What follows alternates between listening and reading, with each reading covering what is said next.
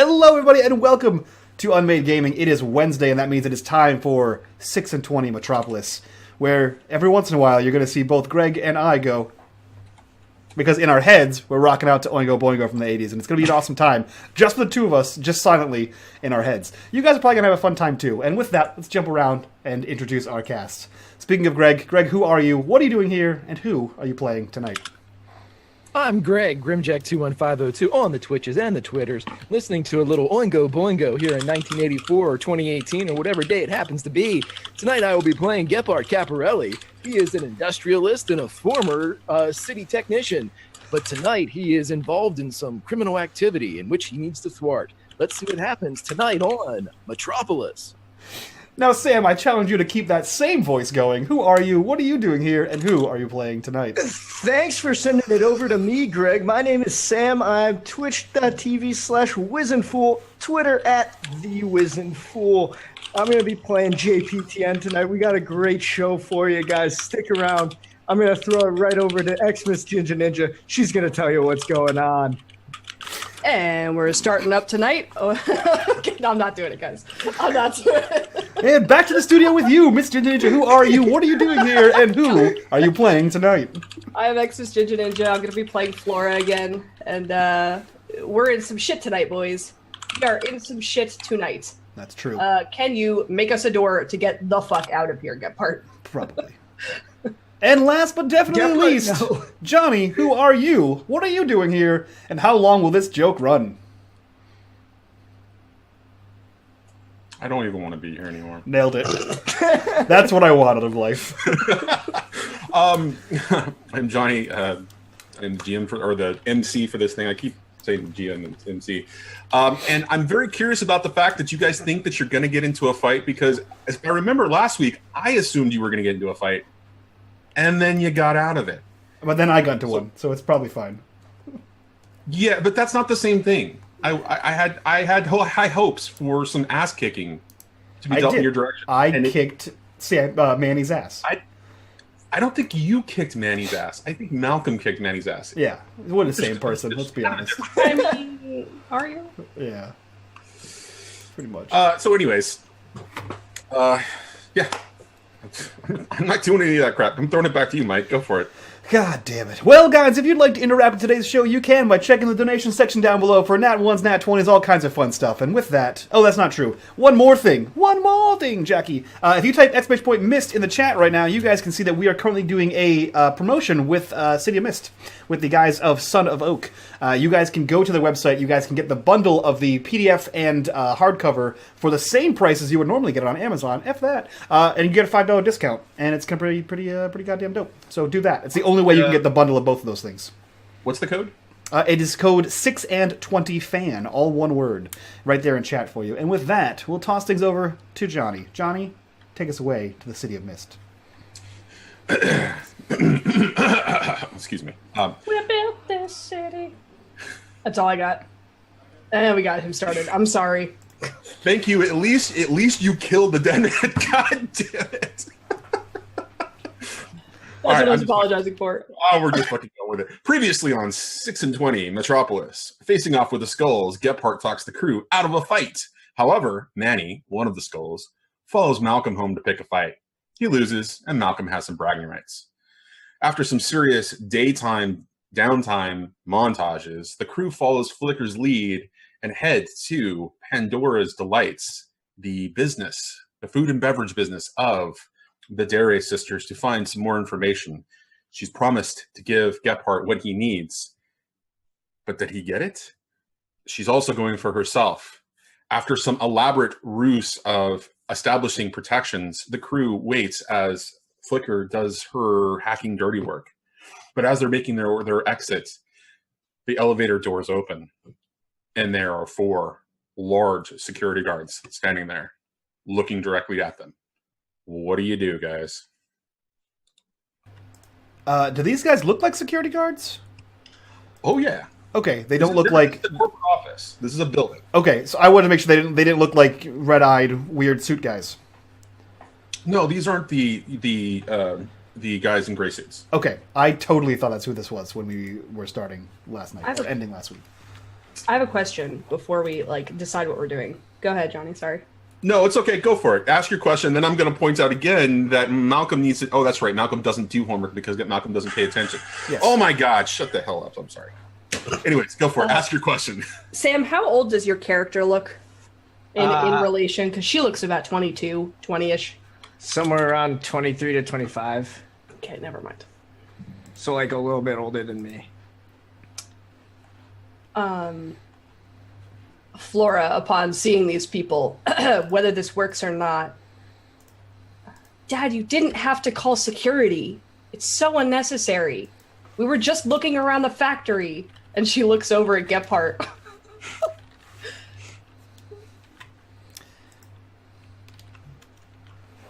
Is that a convince? Sounds like it. Yeah. Not a good one. I'm fully expecting it not to go well, except it probably will because, RNG hates me, right? Oh, man. So I just click... What power tags are you throwing at this? Fuck. No, that doesn't count as a power tag. At least not in this game. That's the after game, livejasmine.com/Metropolis. Flash 6/20. Oh, sorry, Live Metropolis After Dark. Flash 6/20? It's Six&Twenty.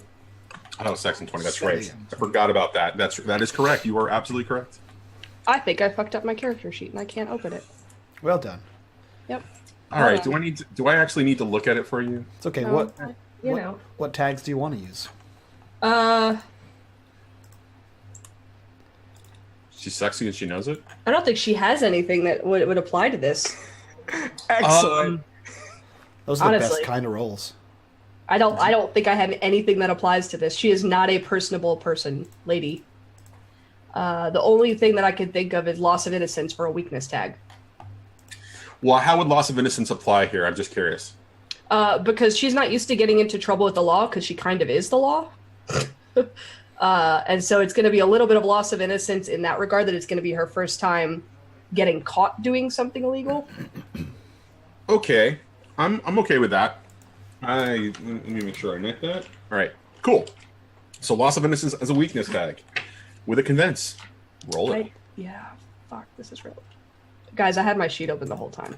Yeah. Good job. Access anywhere? That wouldn't apply here because I'm not saying who I am. Nope. And that might not apply either because the circumstances that you're in, right? Okay. So that would be a little bit more contextual. It could apply in some situations. I don't think it applies here in this situation, especially since you're not claiming your identity here. Okay. Well, guys, beep boop. This is gonna go great. Can I wait? Can I just say something? Yeah. Yeah, I'm gonna say it before we follow up. Thank you for failing. Oh, no. I really appreciate you failing. You failed by a lot. No. I'm aware. All right. Oh no. She's a bad liar. The two guards in front kind of look at each other. They look back at you. They look over at Gephardt, looking for any type of recognition from Gephardt. How does Gephardt react to what she says, just out of curiosity? Gephardt is not real. What he would do is this.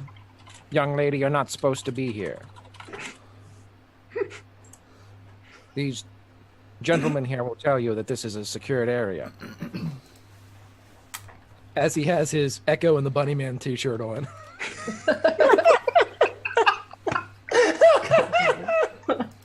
As he is dressed exactly like Greg, who clearly belongs where he is. So the guard kind of the guard on the front left or front right kind of looks at the both of you and says, "This isn't the factory. This is the corporate offices, and this is the server room. What the hell are you doing here?"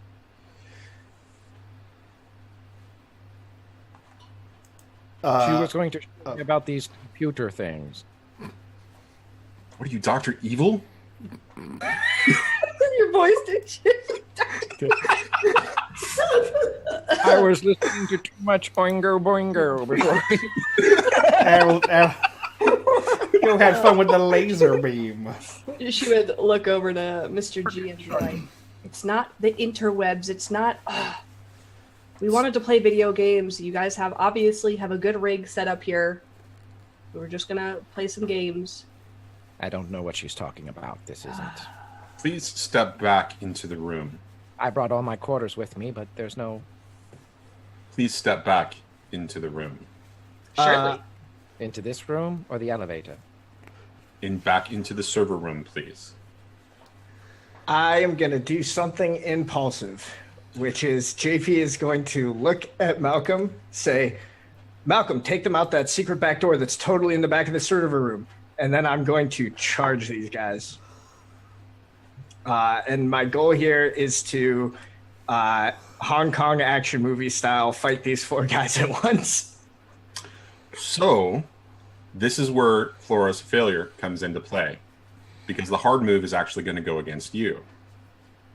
They see you coming at them. They see you make the motion as you say that, and they all kind of move to the side, giving you an opportunity to kind of just push into them. What happens when you rush in? Are you rushing in with like momentum and all your might kind of a thing? Yeah. I'm just basically trying to charge them and make it so that they have no choice but to pay attention to me. Okay, so they kind of push aside, noticing that you're going to do this. You rush in, and the back to you immediately reach to grab for you and grapple you. So you're going to have to face danger or go toe-to-toe with them. Okay, I want to go toe-to-toe with these guys. Okay. So what power tags are going to apply here? Okay. So this is one guy grabbing me, or they're all grabbing me? 2 of them are grabbing you. The 2 of them in the back are grabbing you, as the 2 in the front kind of just split to the side. Again, you can't get those guys because Flora's set them off, and they are ready for the situation. So they kind of step aside. The back, as you're rushing in, the back 2 kind of grab onto you, and you're going toe to toe with them. So I need you to tell me what power tags. Sure. Okay, so I have body like a mountain because they're trying to grapple me. That's different. Okay. I have supernatural strength. Oh, you know what? Actually, I changed my mind. I'm just gonna burn my defiant charge tag. You're going to burn your defiant charge tag. Now, what are you attempting to do by burning that? So if I recall correctly, you can burn 1 tag to just take the 10, right? On the totem. Well, you get the automatic great success. That's not a problem. That's not one of my question is. My question is, what is the descriptive? What is the narrative here that you're doing? What does it look like? Yeah, because you're rushing in. The front 2 guards kind of step back, and the back 2 are grabbing for you. So as they're grabbing for you, how does JP respond?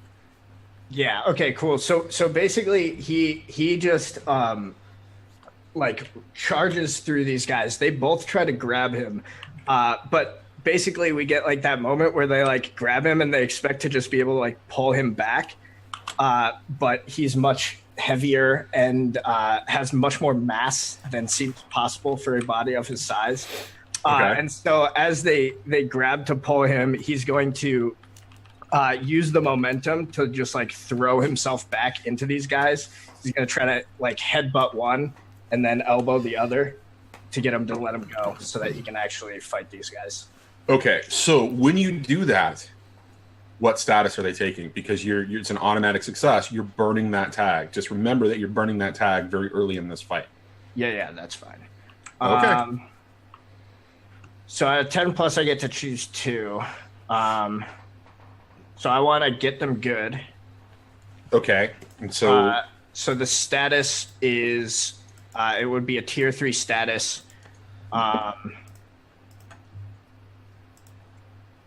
Does it have to be the same status for both of them?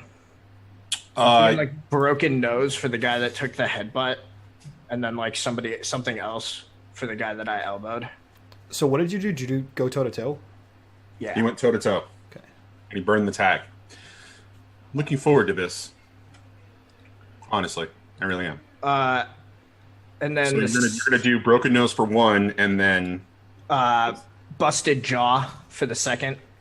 And then I'm going to block, dodge, or counter their best attempts. So basically, like their attempt to like grab and grapple me fails.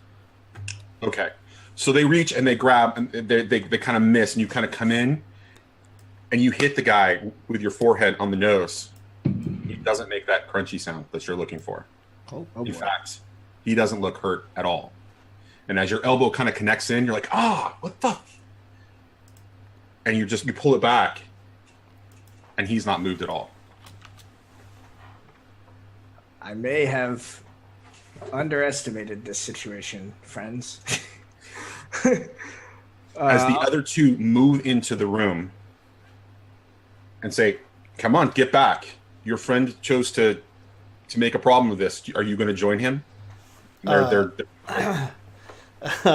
So Malcolm, who has been in the background and is a child, jumps into the fight, seeing that JP got tackled and is the worst ninja ever. And since he has his sword from Mr. G, he jumps in and yeah! And he has his sword. How long have you been waiting to do that? Since I got it on Saturday. I have one too. Can you make me one, please, Gephardt? No. So he says, yeah! You're the worst ninja ever! And then I'm going to attack. Yes. We went to a I restaurant. don't even have words. I don't even have We words. went to a restaurant called Ninja. They give you swords, and we have the. When you order the kids' drinks, I give you swords. So I'm going to attack Okay, go ahead. all of these guys simultaneously with my sword. So let me see. You're jumping into the middle of this fray, past these two guys, attacking all four of them, potentially hitting JP at the same time. Probably, because probably. Because you're a ninja, right? Yeah. So I'm going to give myself a +4, because as I go, 4 shadow ninjas also leap in, because we are, in fact, in my stronghold, where 4 shadow ninjas guard the secret area. So 4 shadow ninjas simultaneously jump in. It basically looks like, when you have that, like, those weird light positions and, like, your shadow kind of duplicates wherever you are. So it looks like there's 4 shadows coming out of me, each with a sword and a similar motion. They basically look like shadow Malcolms. I'm going to... Go ahead. Okay. Go ahead. Keep going. I'm going to use the power tag Shadow Manipulation, Uncanny Parkour, and I think that would be it. I don't want to overuse Everything's a Game. I think clap if you believe is also. Yeah, but I haven't actually tried to make them believe. Like, there's nothing to believe in. The shadows already exist. Okay. I will say, you know what? Yeah, I'm gonna give a negative, a weakness tag. I'm gonna use more sensitive to areas of thick mist. I'm gonna establish this server room and this building itself is in an area of thick mist. Does that work? Smoke bomb. Hold on, actually. Let me think about that for just a second, because that is actually incredibly relevant. Okay. The flame retardant in server rooms is sometimes a thicker. Okay, I'll let you. Yeah. I took that in absolutely the wrong way, and I'm just gonna leave it like right there. That's why I stopped talking. Does Malcolm? Okay, no, that's not really applicable either.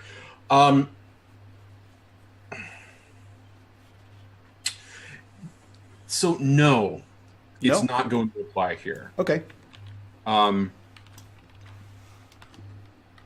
There is one of your power or one of your weakness tags that I think does apply, but it's not that one. And why? Oh, why are you? So if you're looking for the options, it is stress and negative emotions, sensitive to areas of thick mist, nightmares and flashbacks, and constant troublemakers.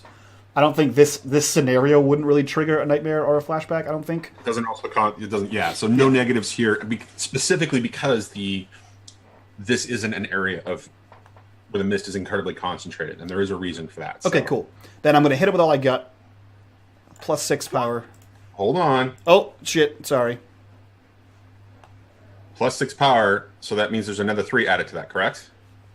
No, plus that's all right. Whatever's on the screen is right. What? Oh, okay. I'm way far back. What the hell just happened? Yeah, just scroll all the way down.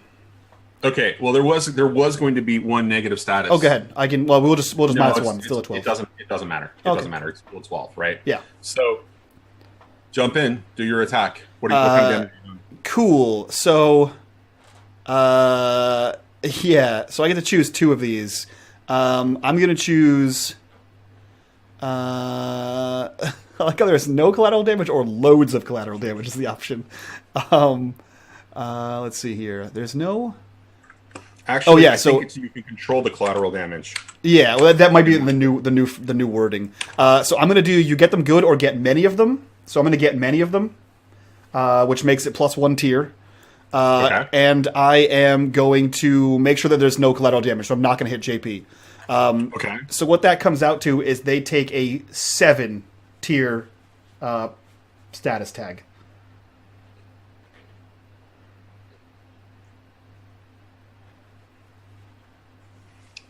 Do I win? We have to. Yeah, we have to have a. Okay. So I'm gonna stop. I'm gonna go into the meta conversation real quick here. This fight just ended without even starting. Sweet. No, it's not sweet because this is a problem that was prevalent last night and it's prevalent tonight. So we're going to have a conversation off screen about how we're going to do this moving forward. Sure. Because you just basically knock them all out, right? I'm You just a way better ninja. yes, and they all just kind of drop to the ground. It's like, yeah! And I hit the first one, and then the ninjas all just kind of hit as well. And then I see, and that is how you ninja. And I help JP up. I wasn't on the ground. Oh, well, whatever.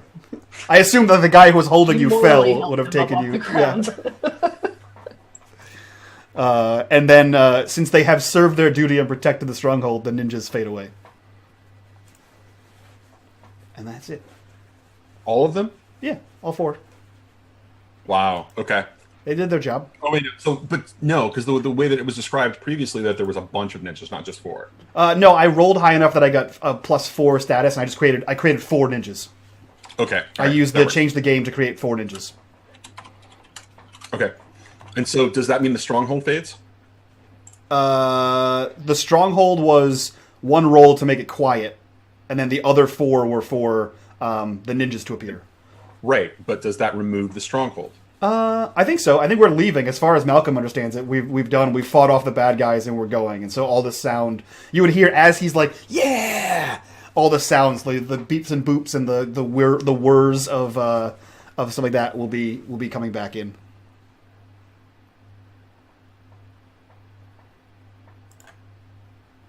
Okay, so you step into the elevator. Do you kick the bodies out? What do you do with the bodies? I mean, because they're kind of just hanging out there on the ground. Yeah, in the elevator, I stand around them. All right, the elevator begins to fall. They're not dead. No, they're not dead. They're incapacitated. Absolutely. Malcolm's not a murderer. He's not Flora or Morrigan. I just fuck you. They just get a little necrotic damage. It's not that'll kill them. Eventually, it kills them. No. If it's not cured, it just continues to rot them, right? No, it just goes through their hand. It goes straight through. It doesn't like spread to their arms and then their face and then their whatever. Okay, then we need to have a conversation about what the fuck that actually means, because I've been assuming that it just kind of continues to rot their entire existence. I mean, it fucks their shit up, but it doesn't, unless I want it to. If I spit on your face, you're probably gonna die. There's some important stuff back there. What is it with you and spitting in people's face? Is this some sort of fantasy that you're just trying to kind of work No, out? how else are you gonna deliver, like, either touching someone or, like, well, never mind. Nope. Maybe you could just, like, lick them, or, If I get close enough to lick someone and they stab me in the face, it's gonna take maybe a at wet least willy? 2 minutes to have to come back to normal. Okay, so what's creepier? Spitting at them, licking them, or wet willing them? I mean, that's... Spitting on them at least at a distance, and it's like a fuck you thing. It's not a sexual thing. It's like it's a rude thing to do. Is it sexual? I mean, if you're not, we're not kid shaming here, but that's There's not a what I'm kid looking for. present. Yeah, JP. The door opens as you guys at the bottom floor, and Flicker's like, "That's all? There was only 4?" Yeah. We should probably go now. Yeah, we need to leave. And she bolts for the door. Yeah. On the way out, Gephardt picks up his disc with the mouth on it. Which, by the way, did not get triggered. They came from a different level. Okay. So you all make it to the door. You step outside. It's still, early in the evening. I think we established that it was like 10 o'clock. Or we established it was earlier in the evening, and this is it was a couple hours, so it's about 11 o'clock now as you step outside into the night air. You hear the sounds of the city streets, cabs, horns, sirens in the distance. You hear conversations. What do you guys do?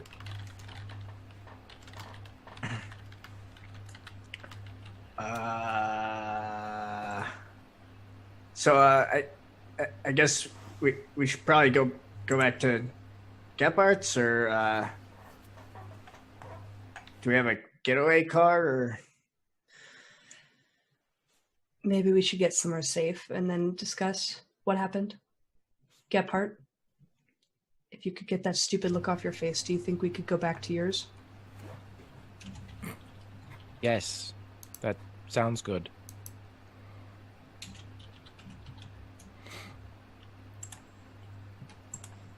With that, she'll probably kind of look at Flicker based on all the information that they got and just kind of side-eye her and start walking there.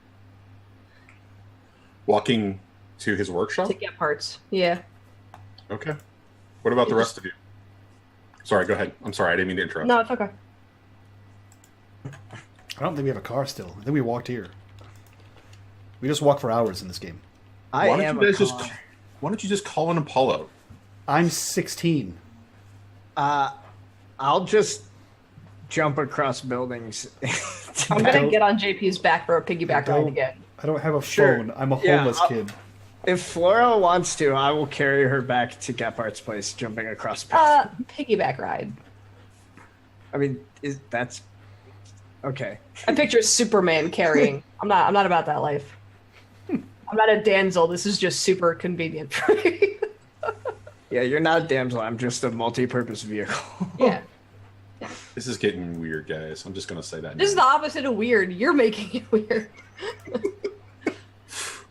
All right, so I guess you all arrive back at Gephardt's workshop. Flicker immediately jumps to her comfiest spot and pulls out the laptop and starts working.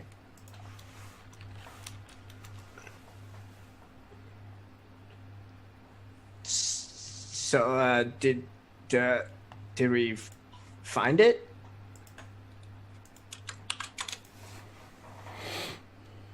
Meta real quick, Johnny. Last week, the number one thing that we found for Gephardt was the Olivia Jenkins stuff, right? Yes. Okay. You had 3 questions about her. One that she was related to. She was working the school Lunch program stuff, right? lunch programs with the Walker Foundation. She was a representative from Pandora's Delights, working with the Walker Foundation. 2, your wife was complaining about issues in respect to kids having reactions to the food that Pandora's Delight was providing, which was like a low-income kind of a thing. And 3, I believe we gave you the location. I got her apartment number, I think. Yeah, you got the location of where you would potentially find Miss Jenkins. Okay.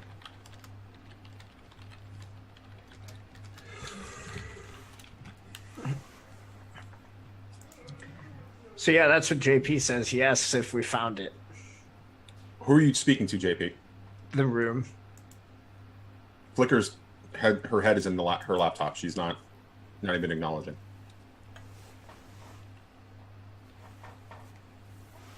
Well, that was fun. We have no idea what Flicker was looking for, though. She said that she had a lot of stuff she had to do. Yes. Well, what's our next mission? She's trying to figure it out. Guys, what do we do next? Is there another mission? Do we get to go somewhere else that we're not supposed to go? Do I get to fight someone else? Can I teach JP how to be a ninja? What did we actually find? Bad guys? I found a name. The name of someone associated with my family's murder. Oh. I'm not sure what Flicker found or is finding. What was that name, Gephardt? Olivia Jenkins. She apparently works for Pandora's Delights, part of their initiative for school lunch programs or providing meals of some kind. My wife was involved with low-income education. She seems nice. She was.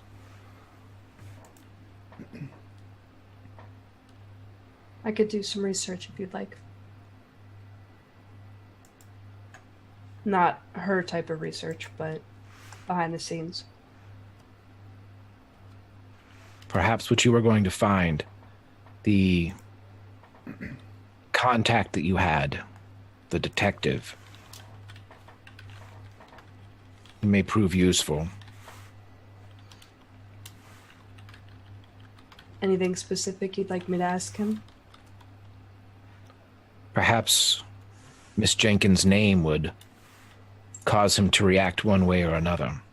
Perhaps implicate him, or perhaps excuse his behavior. Okay. I will ask. Thank you.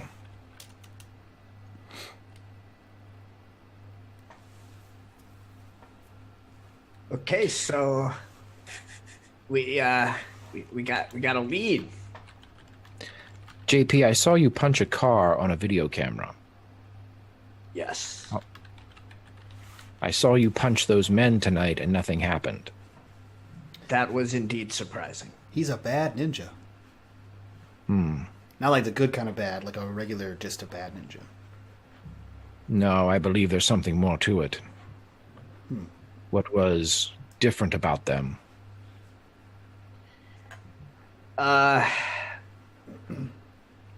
Well, to be quite honest, I maybe should have been a bit more careful. I mean, if I hit like a normal person that hard, I mean, you saw what happened to the car. Right.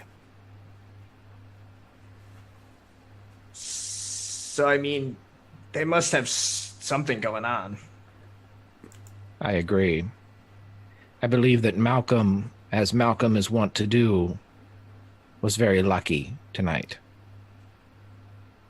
I believe that your strength is something that is more permanent, and we need to make sure it is not thwarted should we meet their like again. There must be a workaround. There always is. The gentleman that followed me the other night was also impervious in a different way. And we know who he was. Do we know who their security is? Flicker might. I do not. Wait, what? What do you need? What? Their security, Flicker, was not human. Not in the traditional sense. It's Pandora's Delights. Of course not. There's a lot going on there, guys. What did you expect it to be a normal fight? Why do you think it was so difficult for me to get in there? I don't know, Flicker. You keep a lot of secrets. Like where the snacks were. Malcolm. She points to Gephardt's kitchen. Oh, and she throws you a Snickers bar. And then he looks at Mr. G. Hold on for a second, Malcolm.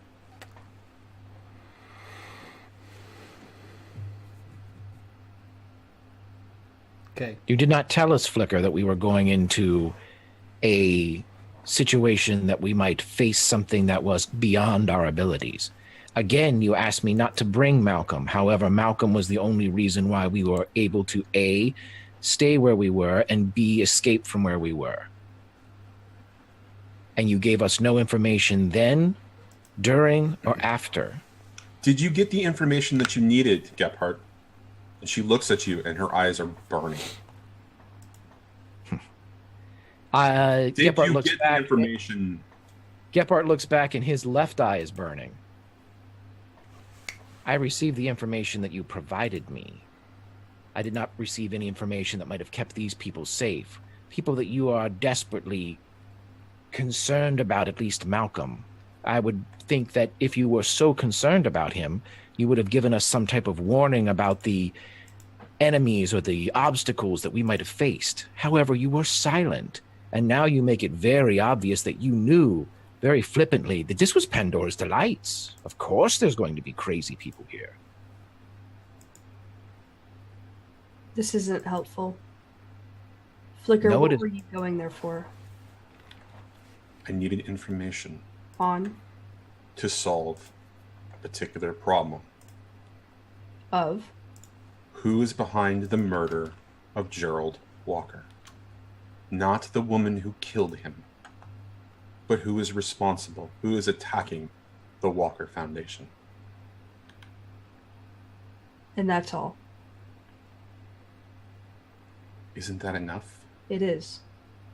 Is she lying? No. That's why she said it's enough. Yeah. This is emotional for all of us. Some of us. It's understood that you both need different things. I don't want to be in the middle of this. I'll help any way I can, but I don't do emotions. I don't do this. She looks over at JP. Wait for the sun to rise, Flicker says. And she looks back at Gephardt. Gift and a curse. If I did not provide you with enough information, I will be happy to continue helping you as you have helped me. I also gave you a warning and asked you not to bring the one person that is important to more than just me and you. Who's that? Malcolm, she throws her phone at you. I got a new game on there. You'll love it. Why are you looking for the Chow family?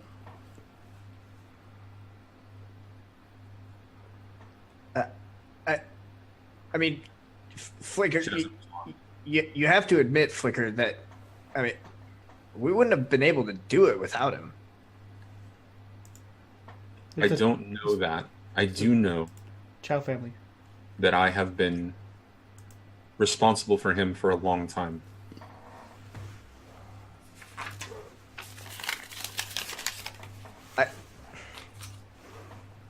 Look, Flicker, I understand wanting to, protect people, but if you get yourself, killed doing it, you're not going to be able to help him. He could have gotten himself killed. And then I would be responsible to more than just Gephardt for what had happened.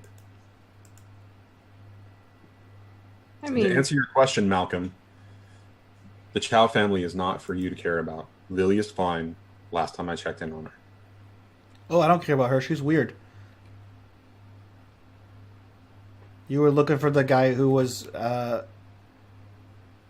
not the lady, but the person that the lady worked for. Not the cat lady. She said that the Chow family was involved too. Yes, but that's not my... Malcolm, you're confusing me. Oh. I went to the guy's place and she had a board on there. No, wait, that was you. You had the board. That- And then the no. cat lady was there, and then the cat lady said that the Chow family was involved. Yes, the Chow family is involved, but Okay. they're not who's directing what's going on, Malcolm. Oh, That's what I'm trying to figure out. oh.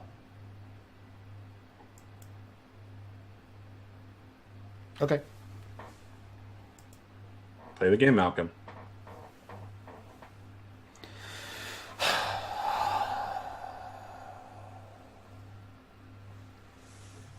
Is that how you keep him quelled? With sugar and games? It's how I keep him distracted. You know what he can do. Yes, I can. And yes, I do. And I am going to have to rethink our arrangement there, Gephardt. You can't keep him safe. I'll have to find somebody who can.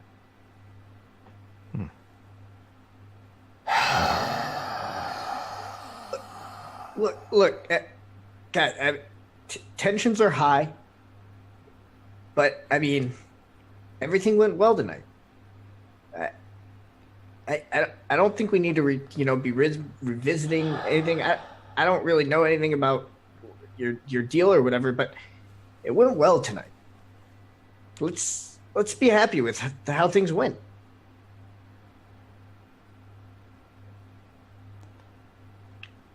Nothing?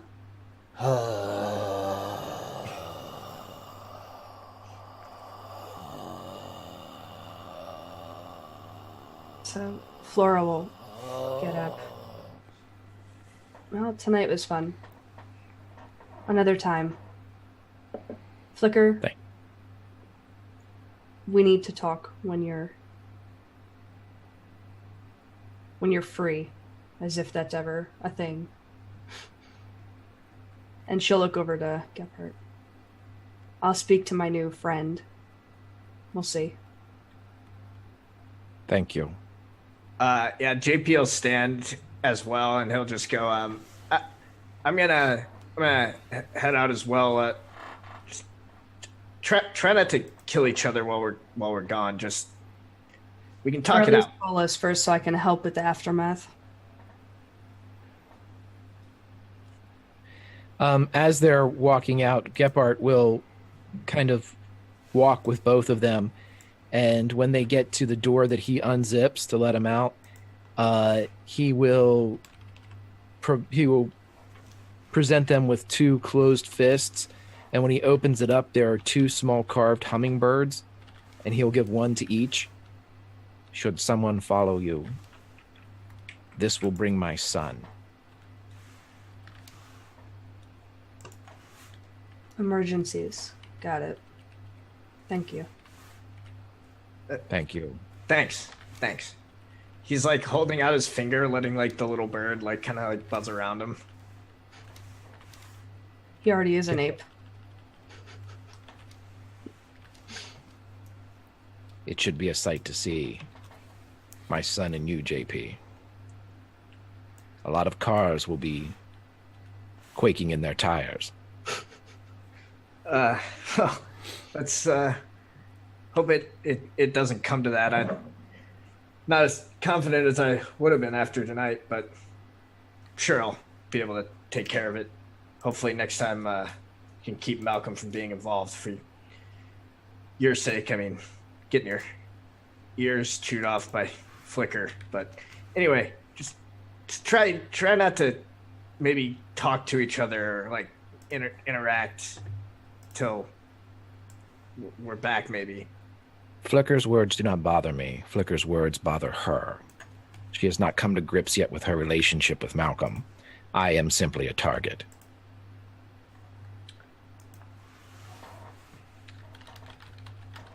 Gephardt, there was something else that I wanted to ask. Yes. She hands you a piece of paper with a drawing on it. This is not time sensitive, but seeing as it calms your mind, you have some spare time.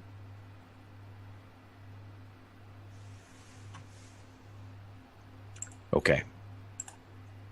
Yeah, JP will head out. She'll stop JP for a sec once they get out a little bit farther.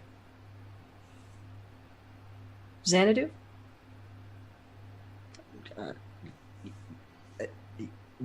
Yeah, definitely. There may be more evidence there. Maybe someone we can speak to. Oh, like for work. Yeah, that's what I meant too. You've seen me melt people's faces off. You don't want to go there. I just thought you wanted to get a drink. Whoa. She'll just and then walk ahead. Okay, so We're going to follow Gephardt back into the workshop just briefly. And when you arrive back in, you see Malcolm still kind of occupied by the game. But Flicker's gone. Her gear's gone. Her backpack's gone.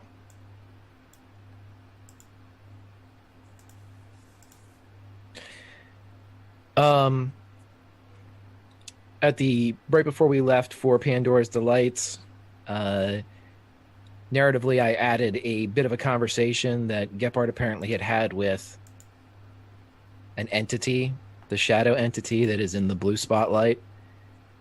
At this point, Flicker would walk back into the workshop, and Gephardt would walk over and say, "Continue your run, my girl. Your namesake is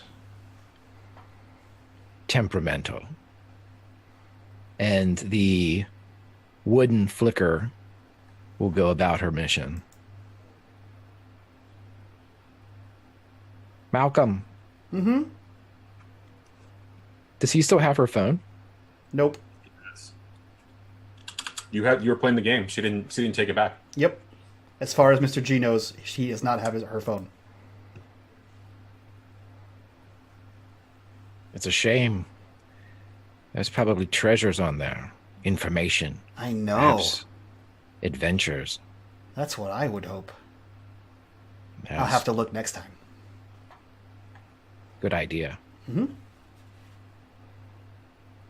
Did you see her go? No, she was very fast, and then I had the game, and then and then I didn't have the game, and then she was gone. Did she say anything to you? She didn't. Or was really, really fast, and I didn't hear it. Does it make you sad that she's not here? No, I mean, she's okay. I have other friends, though, so it's fine. She seems to care greatly about you. I know. She keeps saying that. You know why? No. Does she like me? I think she does, but more in a friendly way. Oh, all right. Not in a giving somebody a thimble way. That's dumb. You're not laughing. Sure I am. Okay. All right, well, I know that it's way past your bedtime, so I'm going to go back to my house, and I'll see you tomorrow. Of course. And Malcolm? Yes.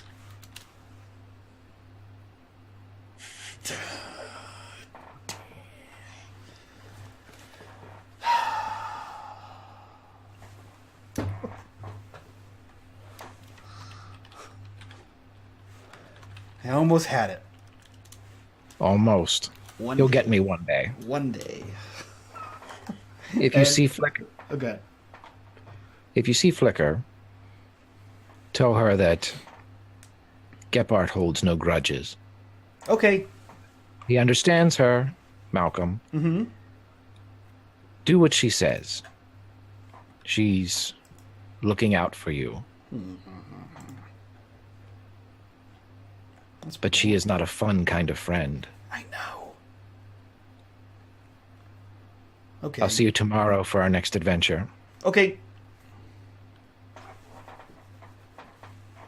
And then he leaves.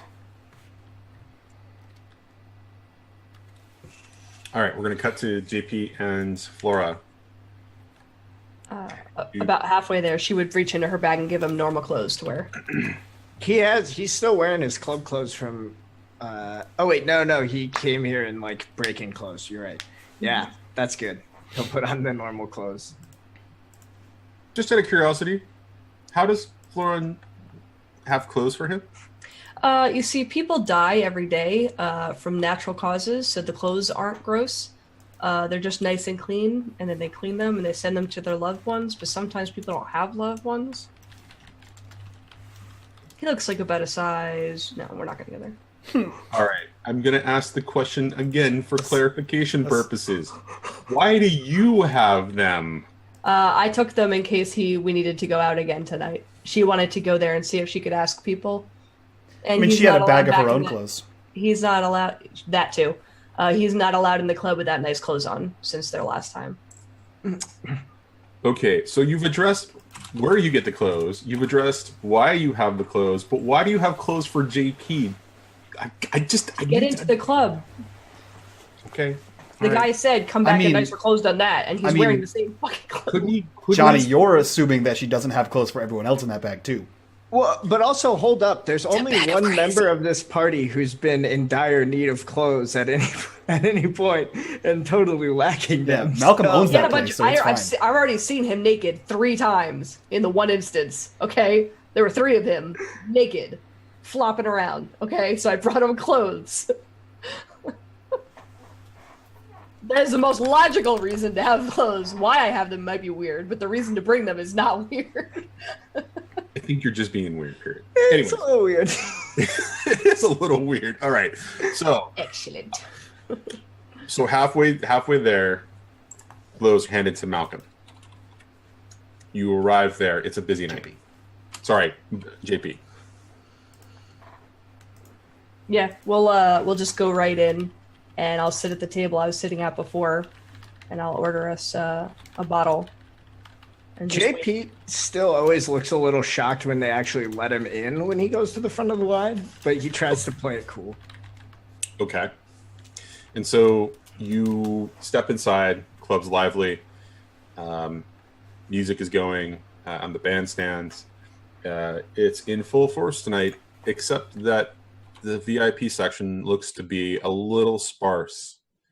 And there is an individual kind of sitting there, flanked by 2 guards. I don't recognize any of these people. Not unless you are familiar with Aesir Industries. Nope. Unless they've committed a crime, probably not. No, probably not. So JP's just sipping his drink. He's actually drinking something tonight as opposed to the other times he's been here.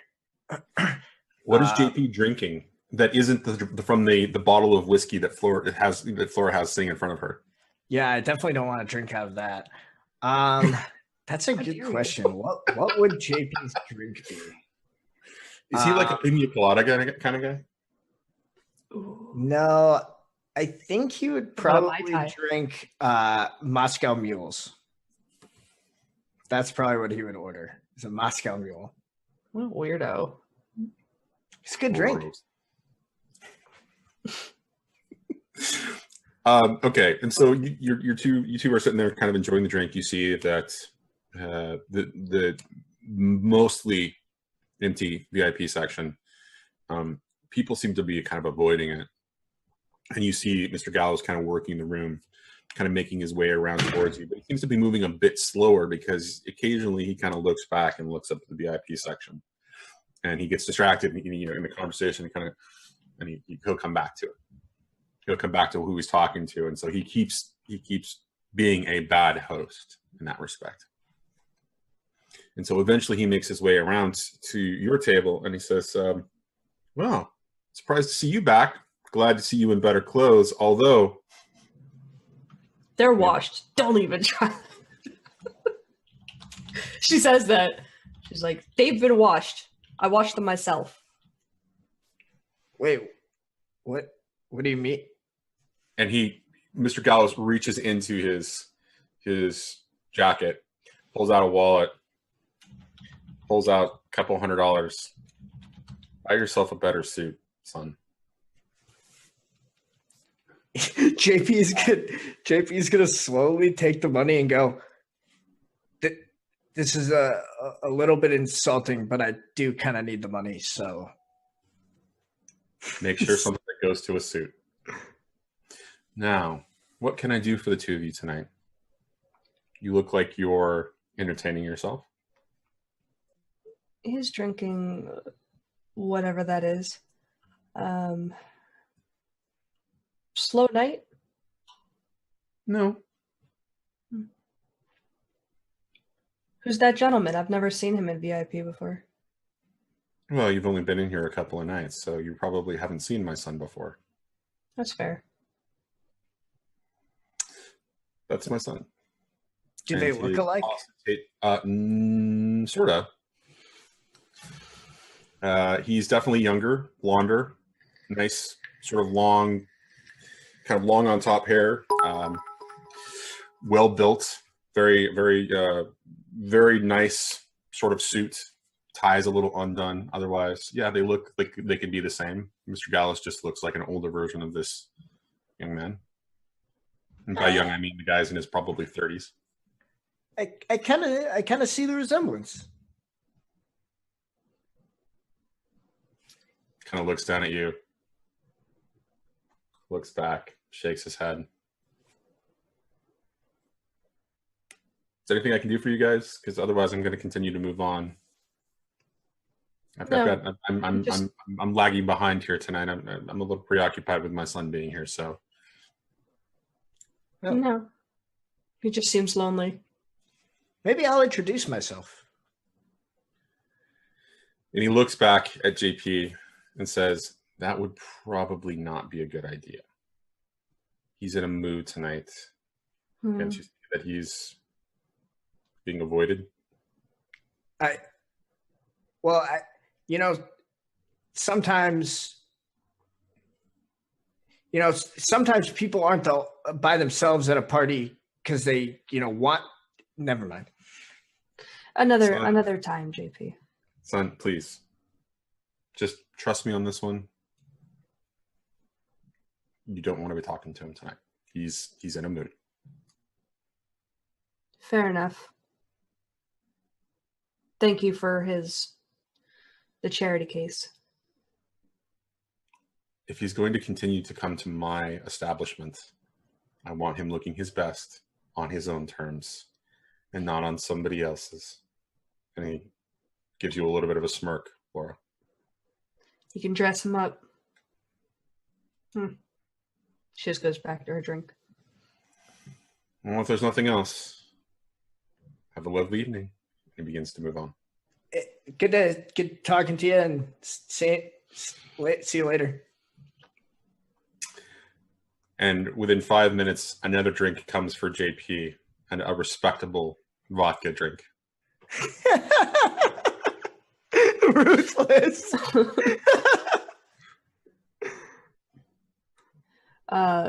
Do I see anyone there that I would recognize in general? Who would you think you would recognize in general? Like who are you thinking that Flora would know there? Anyone she saw it the last time, any of the people that were in VIP that maybe aren't there now because the sun's there. No, most of the people that you saw last time in VIP are definitely not in there, and the crowd is so massive. Again, it looks a little overloaded because there's not, because VIP looks so like so empty, right? And there is one other small party sort of hanging out to the other side of it. But for now, your eyes are drawn to his son, because it's just his son sitting at a table drinking from a large stein of something, and with these two massive bodyguards just kind of flanking him. I so badly want to go talk to this guy. Are you fidgeting? Like, would I notice that you're sitting there fidgeting with your drink? Yeah, JP's not good in situations where people tell him not to do things because he has poor impulse control. So he's probably clearly a little bit it's hard to tell whether he's impatient or just naturally fidgety, but he keeps looking over at the VIP area. I think Flora would put her hand up on the back of the booth behind you and kind of lean in with her hand just on your shoulder. Do you think that you're more his type or I am? What's our in to get into this conversation right now? Well, I try not to judge things like that based on just looking at people normally. You know what? You seem like a much nicer person. You can take this one. Are you sure? I mean, he People said not to do it, and like he's already like standing up and like he's standing up and he's like, "You already told me not to do it." he said I probably shouldn't. I mean, are you sure? I don't think you engage him directly. Maybe. Listen, you do whatever you want to do. Just don't make it so we can't come back here, please. If he has to be left alone, leave him alone. Come back. I'll come bail you out if I see you struggling. I want to know what his deal is and why he's sitting there alone. Okay, but at least like come into the VIP area with me. I don't want to be like, you know, like the guy by himself. You know, no, you don't. And she takes her bag and leaves it, you know, like leaves it stuffed into the seat with the drinks on the table. And she takes like a little, like the napkin and folds it and writes reserved with a pen from her purse and folds it and puts it in front of their stuff. And takes the bottle and then looks at the cup and just takes the bottle with her and stands up and puts her hand out to hold his hand. Yeah, I'll hold your hand. And then we'll walk out. We'll walk down into the VIP area. So as you are making your way through the crowd, you're kind of looking around as you're making your way across, and you see that Mr. Gallows has caught your eye, where it knows where the both of you are going, and he just shakes his head and he moves towards the front door. Yeah, so JP will just go into the VIP area and sit down at a table that's like not so close that it's like really weird, but like generally like in the space that people have cleared out. And then he's gonna be like, all right, I'm gonna like pretend like we're like having a conversation for like a little bit, and then we are having a conversation. Yeah, but like, and then like maybe after a little bit when it's not weird, I'll like maybe could like buy them a drink or something. I think you're spending too much time thinking about this, and I'm sure he gets free drinks. His dad owns the place. As the two of you begin to sit down at a table in the section, one of the bodyguards, obviously noticing that you're sitting down, moves over and says, I think you need to leave. This section is closed tonight. Yes, from Mr. Gallows' son. I think you need to leave. This section is closed tonight. Okay. I'm sorry. I just, you know, saw a table, and I'm JP. You know, I always like making friends. What's your name? This section is closed. Please leave before I have to ask the club security to escort you out. And you hear from behind, is there a problem? And you look back and you see that the bouncer, tall, just in a shining golden suit, very, very ostentatious, with rimmed mirror-shaded glasses, looking down at you. Flora picks up her bottle, takes a swig, looks over, no problem, and reaches her hand out for JP to get up to leave the VIP. Yeah, I'll follow. We'll go back to our table. And as you're being followed out of the VIP section, you hear under the bouncer's breath, Mr. Bjorn is not to be trifled with tonight. He's in a mood. Please be careful and don't do that again. And he heads back towards the front door as the two of you exit the VIP area. Flora will she'll recap the bottle and put it in her purse because she already bought it. And she'll kind of put it over her shoulder and take the napkin and also put it in her purse. Well, his name is Bjorn. Yeah, I feel kind of. I mean, shouldn't he have told us that it was like we're not allowed. I mean, he just said it's not a good idea, but the other guy said we're not allowed. I don't know what crawled up that guy's ass, but apparently it's not worth it. We also don't know what he is.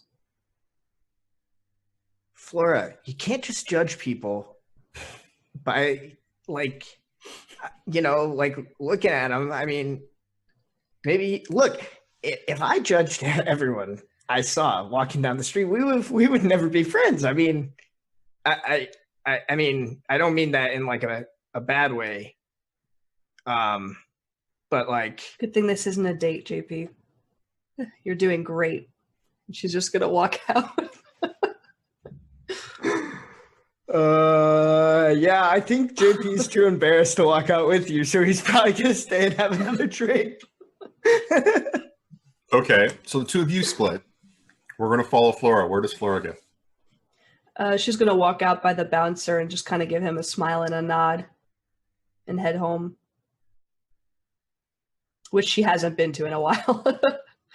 And he says, "Good night, little lady." And you head home. We're going to cut back to JP.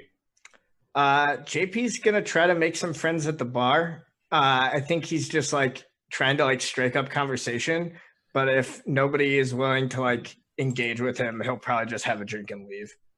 I mean, conversation does happen, right? You're an infallible kind of guy, and there are definitely people, but none of it is beyond essentially bar talk kind of a thing. It's just casual conversations going on, right? I mean, unless there's some like particular goal, that's kind of the way that your evening ends as the club closes around 3:00. Yeah, I mean, my only real goal is like JP is basically trying to get to the point where like when he walks into Xanadu, it's not just like a crowd of strangers. He just like is trying to make some friends. So yeah. Okay. Well, you're well on your way to making that happen. And so we're going to cut to Malcolm, who's left workshop, Gepard's workshop. Where are we finding Malcolm? You find Malcolm completely muted because he was typing to 7 different people. So you find Malcolm is walking down, I don't know, a street. Where does Gepard live? In what part of town? I believe we established it was a blue-collar district. Yeah, it's the prior like industrialized area, the former manufacturing district, I think. Okay. So you find him walking a far enough distance away from Mr. G's workshop before he kind of like, and then reaches into his coat and pulls out Flicker's phone, and then he immediately beep boop beep and down the Rolodex, and he stops on a name, one of the only names he recognizes that isn't someone that he saw tonight, and he begins to dial that number. All right, what are you doing here? I am going to be taking a montage, and I am going to be using my montage to work the case and call an old contact of mine that happens to be in Flicker's phone. Does Malcolm really have any old contacts? He does. He has 2 old contacts. Okay. So one of them is Cal. And one of them is Calvin. And Calvin's number is in the phone. Malcolm calls Calvin. I can call him. Cool. Bring. Calvin? Yeah, Calvin Gannicus. Oh, hi, Mr. Calvin. You remember me? Oh, God. Is that a yes? Yeah. That's from the coffee shop that one time, and then we did the one thing? Yeah, I know who you are, Malcolm. Okay, what do you want? Cool. All right, so you know how that one guy we found at the coffee shop, he died, his name was Mr. Walker or something, and then we found the cat lady, and then the cat lady killed him, and then you brought the cat lady home? Yeah, I was there. What do you want? Okay, do you know the cat lady still? Yeah. Okay, do you know where she is? No. Oh. Do you know who she worked for when she killed the Mr. Walker guy? No. Are you sure? Let me double check. Yes, I'm sure. I don't know who she's working for. Okay. Next question. Do you know the Pandora snack place? Yeah, I did a review for them a couple of years back. Okay, cool. So, you know how all 3 of them are missing, right? Sort of, yeah. Okay, so I know that I talked to Manny because his dad is a mean guy, and then he came to my house and I beat him up, and then I told him to tell me, and then he told me that him and his friends, the Skulls. Wait, whoa. What? Who's Manny? Manny, his dad does the stuff with the Skulls. The Skulls, like the gang? Yeah. Mm-hmm. You're not hanging out with them, are you? No, I beat Manny up. So you are hanging out with them and you're beating them up. I mean, that's not really hanging out with them. He sort of showed up at my house and I beat him up. And I said, "Get out of here!" And he was like, "Ah, my hand." So they know where you live. Oh yeah, no, they always know where I live. They come to my house all the time and they try to take my friends, and then I beat them up all the time. It's fine. I doubt that. Okay. What do you want, Malcolm? But anyway, so the Skulls, they told me that the Phoebe lady, she said that they hired the Skulls to get her out of town, and then the Alexis lady, she's missing, and the Megan lady, she walked away from Xanadu and no one's seen her since then. I know that a guy named Derek, I think, is looking for Phoebe, and a lady named Kathy is looking for Alexis, but I don't know where Alexis is, and I don't know where Megan is. Do you know where they are? Oh my God! All right, give me a second to catch up here. Okay.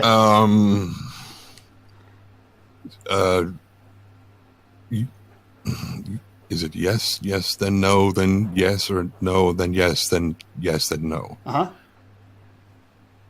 Fuck. I'm gonna go with no. I don't know where they are. Okay. Okay. So there's a lot of adults that are looking for the Mr. Walker guy, people who killed him, and the Pandora lady, and the stuff that was happening at Pandora. You know why? Do I know why there's people that are looking for them? Yeah, like they're super important for some reason. Like they keep whispering and they won't tell me all the stuff. And I really want to know all the rest of the stuff. Okay, look, nobody really, as far as I know, nobody knows who killed Mr. Walker. Okay. So that is still an open case for the police, and they're still trying to figure out who did it. Typically, when someone kills somebody, the police want to know who it is so that they can bring them to justice. That's why people are looking for who killed Mr. Walker. Okay. Why the fuck are you calling me about this? Because I found Flicker's phone, and you're the only one I recognize in there. Oh my God, are you dealing with her? She won't leave me alone. She finds me all over the place, and she tells people to be nice to me, and then she tells people not to put me in danger, and I don't know why she does that either. Have you kissed her yet? Ew. It's really fun. You should try it. No. Also, the scary lady that I became friends with, there was another dead person that she works with, and the dead person had cat stuff, but it doesn't look like your friend Cat Stuff's cat stuff. So, maybe there's another cat person. There are, yeah, there are. Okay. So, I live in a warehouse in this area of town, and I give you the address. Bear in mind, I don't know where you are. That's You're fine. telling me this area of town, I don't know where that is. Okay, so you know where the docks are, and all the old warehouses are, and like the industrial stuff, and all the smokestacks? Yeah. Okay, I live down there. And that's where Manny and his dad lives. So if you find any information, you want to let me know? I'm debating. Okay. All right, that's it. Thanks, Cal. Okay. Okay, bye. Yeah. And he hangs up the phone.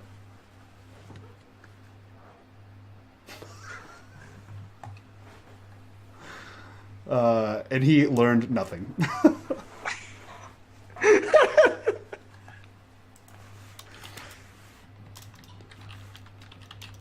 The power of the internet, everyone. The power of the internet, and was a montage of an investigation, and you didn't get anything from him. No. But to be fair, Malcolm doesn't know anyone else to turn to or how to investigate properly. So he called the only other person he knew was involved with Gerald Walker's death. And that's it. He only knew the 4 people that are interested right now and Calvin. Okay. So it made sense for him to call. Gio's number wasn't in there, so... I feel like you still deserve something for that. So cool. Then instead, tell you what, for that then, if I get no information, I go through the number and I call the only number I don't know, which is someone named Smithers. That's the only number on her phone that you don't know? Yes. How do you know the rest of the numbers, just out of curiosity? Because last episode I went through her phone when I was playing games on it. And Gephardt's number's in there, Flora's number, JP, Manny's number is not valid, Smithers, Calvin, and Gerald are the numbers that are in there. I know who Gerald is. I just called Calvin. The rest of the numbers I know. It goes to voicemail. Does it say his full name? Nope. Okay. Oh, butts. And he puts it away. So for that, though, I'm going to give you 3 juice. Okay. Because it was great effort. Sweet. I'll take that. And you got absolutely nothing from it. So. Yep. All right. So, Malcolm, you were doing that while you were walking back to your place? Yeah. And that's where you're ending your night? I mean, as far as I know.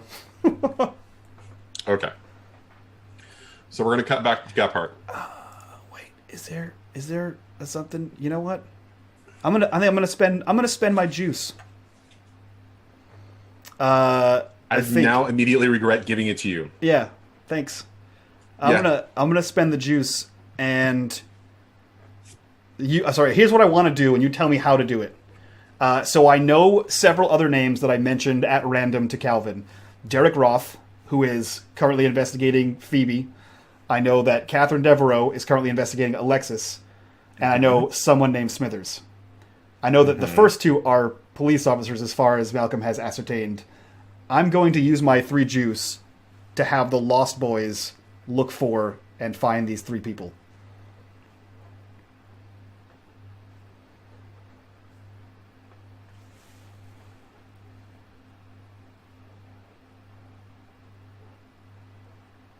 Okay, so I think that's okay, and I think we'll call them story tags for locations. Mm-hmm.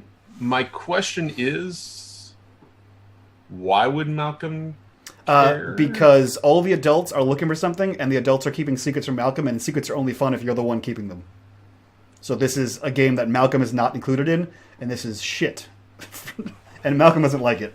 So he wants to find all the rest of the secrets that the adults don't know, so that he's the one keeping the secret, and therefore he's winning the game.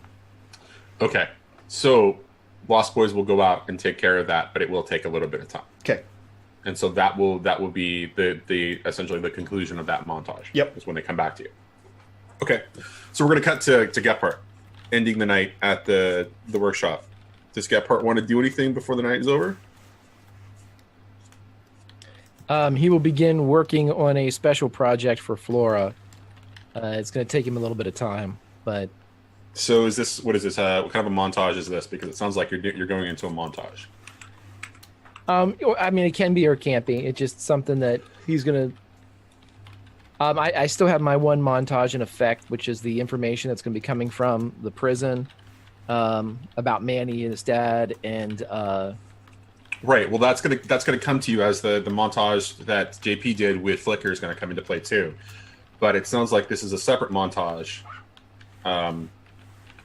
to get to start this particular project. So why don't you talk a little bit about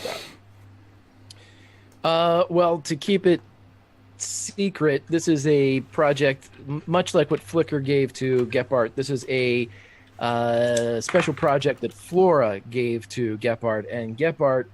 What is this? Blades in the Dark? Are we doing secrets again? Like Blades in the Dark, guys? Making something for me. I'm making something. It's not. It's like Blades in the Dark, where you guys were trying to do secret shit all the time, and I get that. But it's, you know what? This is City of Mist. This is more about the mystery and the story behind the mystery, not necessarily murdering people. So, all right, we're gonna allow it this time, but unless there's a good reason for it story wise, next time we're gonna. I just sent you what it was, Johnny. I know what it was. I knew where it was going before that. You guys discussed it last week. My point is that it's a little bit more interesting if you guys talk about it on screen versus it, kind of happening in the background and it just appearing, because it's more meaningful that way. Anyways, you could tell them, Gephardt. Well, I was just going to say he's going to begin the process because this one's a little bit more intricate than it would have been with what he did for Flicker, and that he was making something that was a copy of Flicker. This is something he doesn't have a reference or a model for this. So this is something that's born from his own mind. So what he would do is you would see him kind of rummaging through some of his books that are over in the corner, and he would pull out the Encyclopedia of Mythology at one point, and he would flip it open, and you see him making references as he flips to specific areas. And as he's kind of sketching things and working things out, he begins to carve and take shape as he's listening to a little Oingo Boingo on the 80s on 8 Sirius XM radio. And as it's starting to take shape, it sort of looks like he's carving the beginnings of what looks like a large dog. Really, man, you should be listening to K-Rock. I'm just going to tell you that now. Anyways, moving on. So, yeah, okay. So that's going to happen in process. For Gephardt, the one question I have is how long would something that is completely original in this particular way take him? It would take a while because, I mean, we flashed a little bit with Flickr in that it was really, I think, time-wise, it was almost a day and a half, I think, when he started the project and when he sent it out. But he had her there the entire time that he was doing it. So I'd probably say about twice that time for him to do it, like maybe 3 days of him doing, because he can work real quick with it, but he won't be satisfied until it looks right. Right, and that's what I'm trying to get to is the process as it goes into play as you're doing this. Do you, from tagging it as an activity, is this preparing for? I mean, is this something related to your mythos in creating this? Is this something related to your logos? Oh, it is. Yeah, it would definitely be mythos. Would let's see, the tags that he would use for something like this would be the theme would be got no strings, and the tags would be create from wood, make it look like the original, and the other one would be Blue Fairy brings creations to life. Right, but that's not the reason I'm asking is for power tags. What I'm asking for is which theme book you're going to be focusing on for, because it sounds like as a downtime activity, it actually sounds like you're exploring your mythos here. Yeah. So it would be for the montage, it would be explore mythos. Right. So which theme book does that apply to? Got no strings. Okay. All right. Cool. But so you begin to work that and begin to shape that. Okay. And that process takes a considerable amount of time, and by the time that you actually decide to take some rest, whether it's sleep or what have you, you have the basic shape that you're looking for, but you realize you know that there's so much detail that just kind of flows into the devil's in the details of the process. So okay, so Malcolm has done a montage, Gephardt has done a montage where we're basically sort of doing we're kind of flowing into the daytime stuff and flowing into the normal routine of life. So we're going to jump next to Flora and ask what kind of a montage or what do you want to do here, basically? So she would have gone home, slept for a few hours, probably till early in the morning. She left the club pretty early. She didn't stay till closing. So she would have went home, catch up on rest, do, house things, because she hasn't been home in a few days. She's been pulling all-nighters. What does Flora's house look like, given her the duality of her day and night? Mm-hmm. Is there something extra special about where she lives, or that there are separate rooms, to represent her daytime personality versus her nighttime personality? So if you could picture like an old, I'm trying to think of a good word for it. The house that looks super haunted. When you drive down a street and there's a bunch of really nice homes with balconies and they have nice cars in the driveway and everything's kempt and nice and whatever. The front of her house looks like at least 15 people have died in it over the last 100 years. And then they left it in disrepair to someone else and then left it to someone else. So she lives in that house that has the ivy growing up the sides. And it is a classically beautiful house, but it definitely looks haunted. So like an old school Victorian then? Yes. But so it's not, the windows are intact. It's not ruined. It's a little she doesn't trim her lawn and she doesn't take the mail out. So there's just mail, that kind of, looks like no one's been there because she works all the time. So are we talking more, black and white TV show Munsters or Yep. Addams Family kind of More a look? Addams Family. But if you go in the backyard, it's a beautiful garden that she has all of these odd sorts of vegetables and, you know, different types of vegetation with like bushes and trees and everything that are planted in the backyard. There's a fountain. It's like night and day. That's where she sits outside when if she's ever home during the day. Okay. One final question: is it just a garden? Is it just sort of like, you know, a well manicured garden, or is it more like a glade or a grove in that it has that sort of mythical element to it as well? It does look a little bit like that. It does look like there might be. If you looked over the fence, so you know how they have like the wrought iron fences around creepy houses like those? She has that all the way attaching to her neighbors, but it goes up a little bit higher than her neighbors' fences, and then it goes into a huge backyard, and it looks like almost like a tropical paradise when you go back there.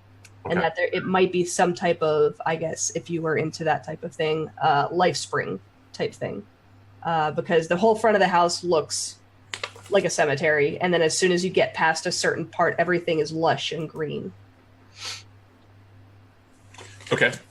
And so after, you know, taking care of some things at home, what is Flora doing with her montage? She is going to take that bottle with her, and on his day off, go visit her friend, or her detective buddy. Opening up my notes. Derek Roth. Yeah, I have a whole notes section about this guy. Okay. So she would show up with a bottle and just kind of like, you know, she'd probably bring some case notes or something to go over and, you know, as a cover to kind of talk about other things. Where would you go find him? She would probably find him at one of the diners nearest the police station. And she frequents there pretty often because that's where most of the people work late at night. Like a little restaurant or like a diner. Okay. And they just let her bring a bottle in because she does it all the time. And she's there every day. Okay, so is this an investigation, or are you working the case, or is I'm working the case. Okay. Right. So I am doing this by meeting up with him and kind of exchanging notes, and she has a few questions. The way that she has phrased this to him to kind of circumvent the suspicion of, hey, I'm going to ask you about this case that you worked on, and you know, this guy's already in prison, it's already a solved case, is she brings multiple cases, but being someone who works in the morgue and has insight to offer him on his current cases, she just has a morbid fascination. Okay. So, and most people would know that she's pretty good at her job. It's not, you know what I mean? Right. Okay. And so he's working, he's got some notes on, and he's eating, tuna salad special or whatever. And he's just kind of, he sees you walk in, he kind of motions and sits down, and he continues to kind of work his notes. Hey, how are you? Good.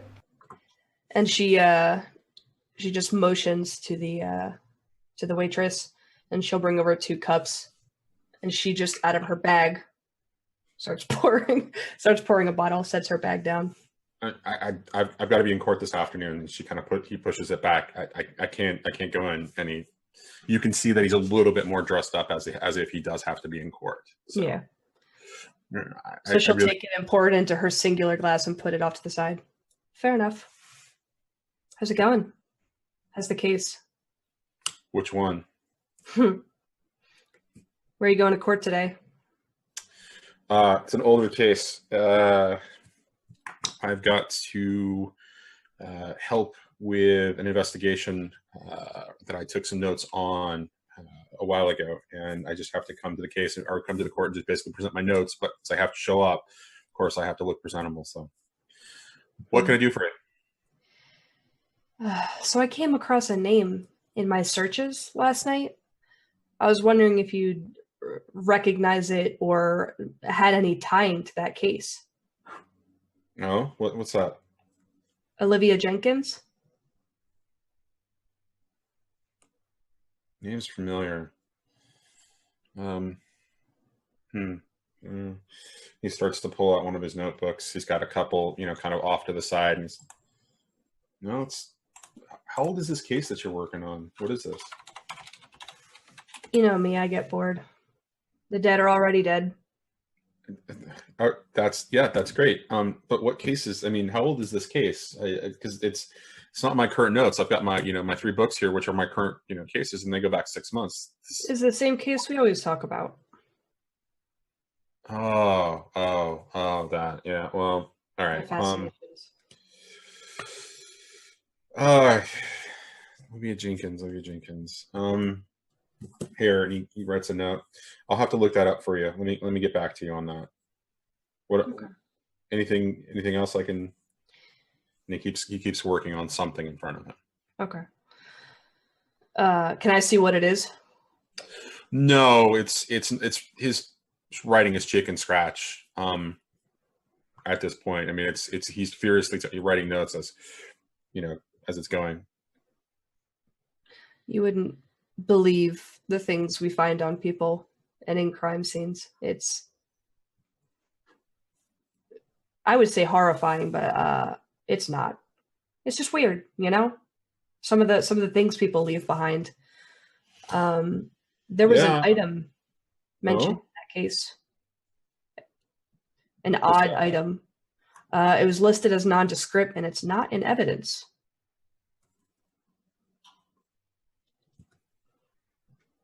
Wait a minute. So you're asking me about a piece of evidence that there wasn't a description about? So how am I supposed to know what you're talking about?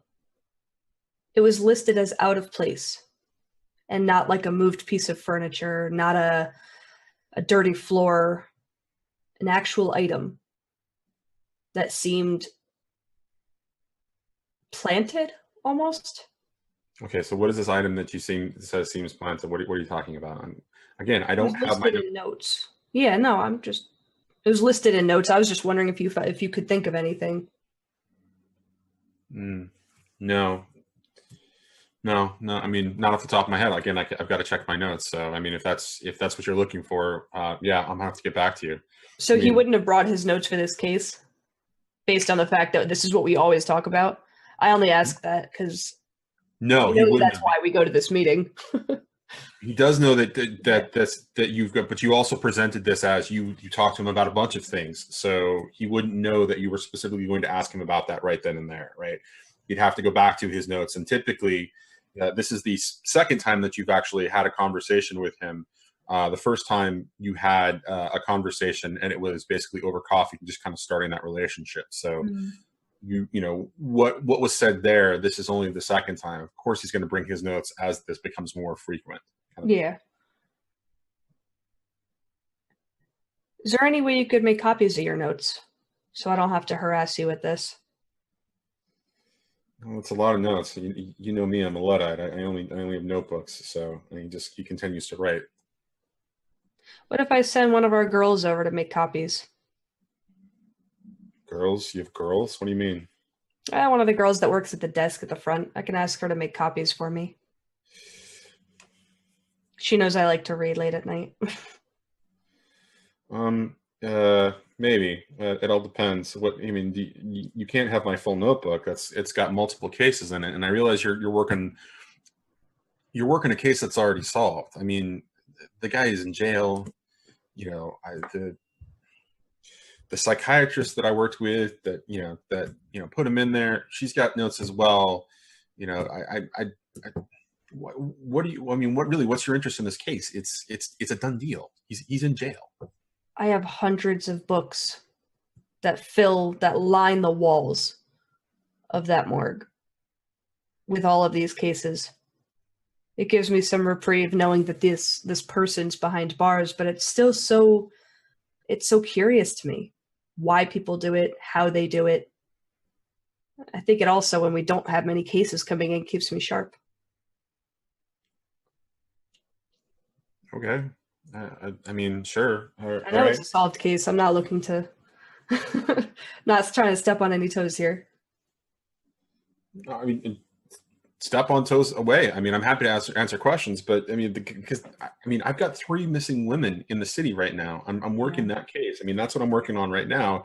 And here you are, you're asking me about some case that's already solved. So, I mean, I apologize for being a little flippant, but really, have you been working this case at all? Do you know anything about the 3 dead bodies from the alley cats that happened, over at the public library? Yeah, I took care of one of them. They found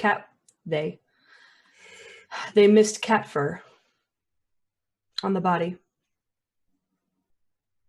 Cat fur? I tested from 2 of the bodies. Feline fur. Was mistaken for hair in the first pass through, of course. People work late at night. Mistakes. Huh, okay. Imagine a giant puma-sized raking scratch marks.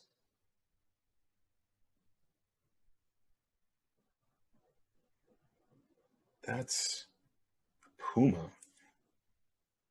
She's testing to see how much he knows. Did you work the Gerald Walker case? No, I saw the body, though. Were they the same type of scratches? Similar.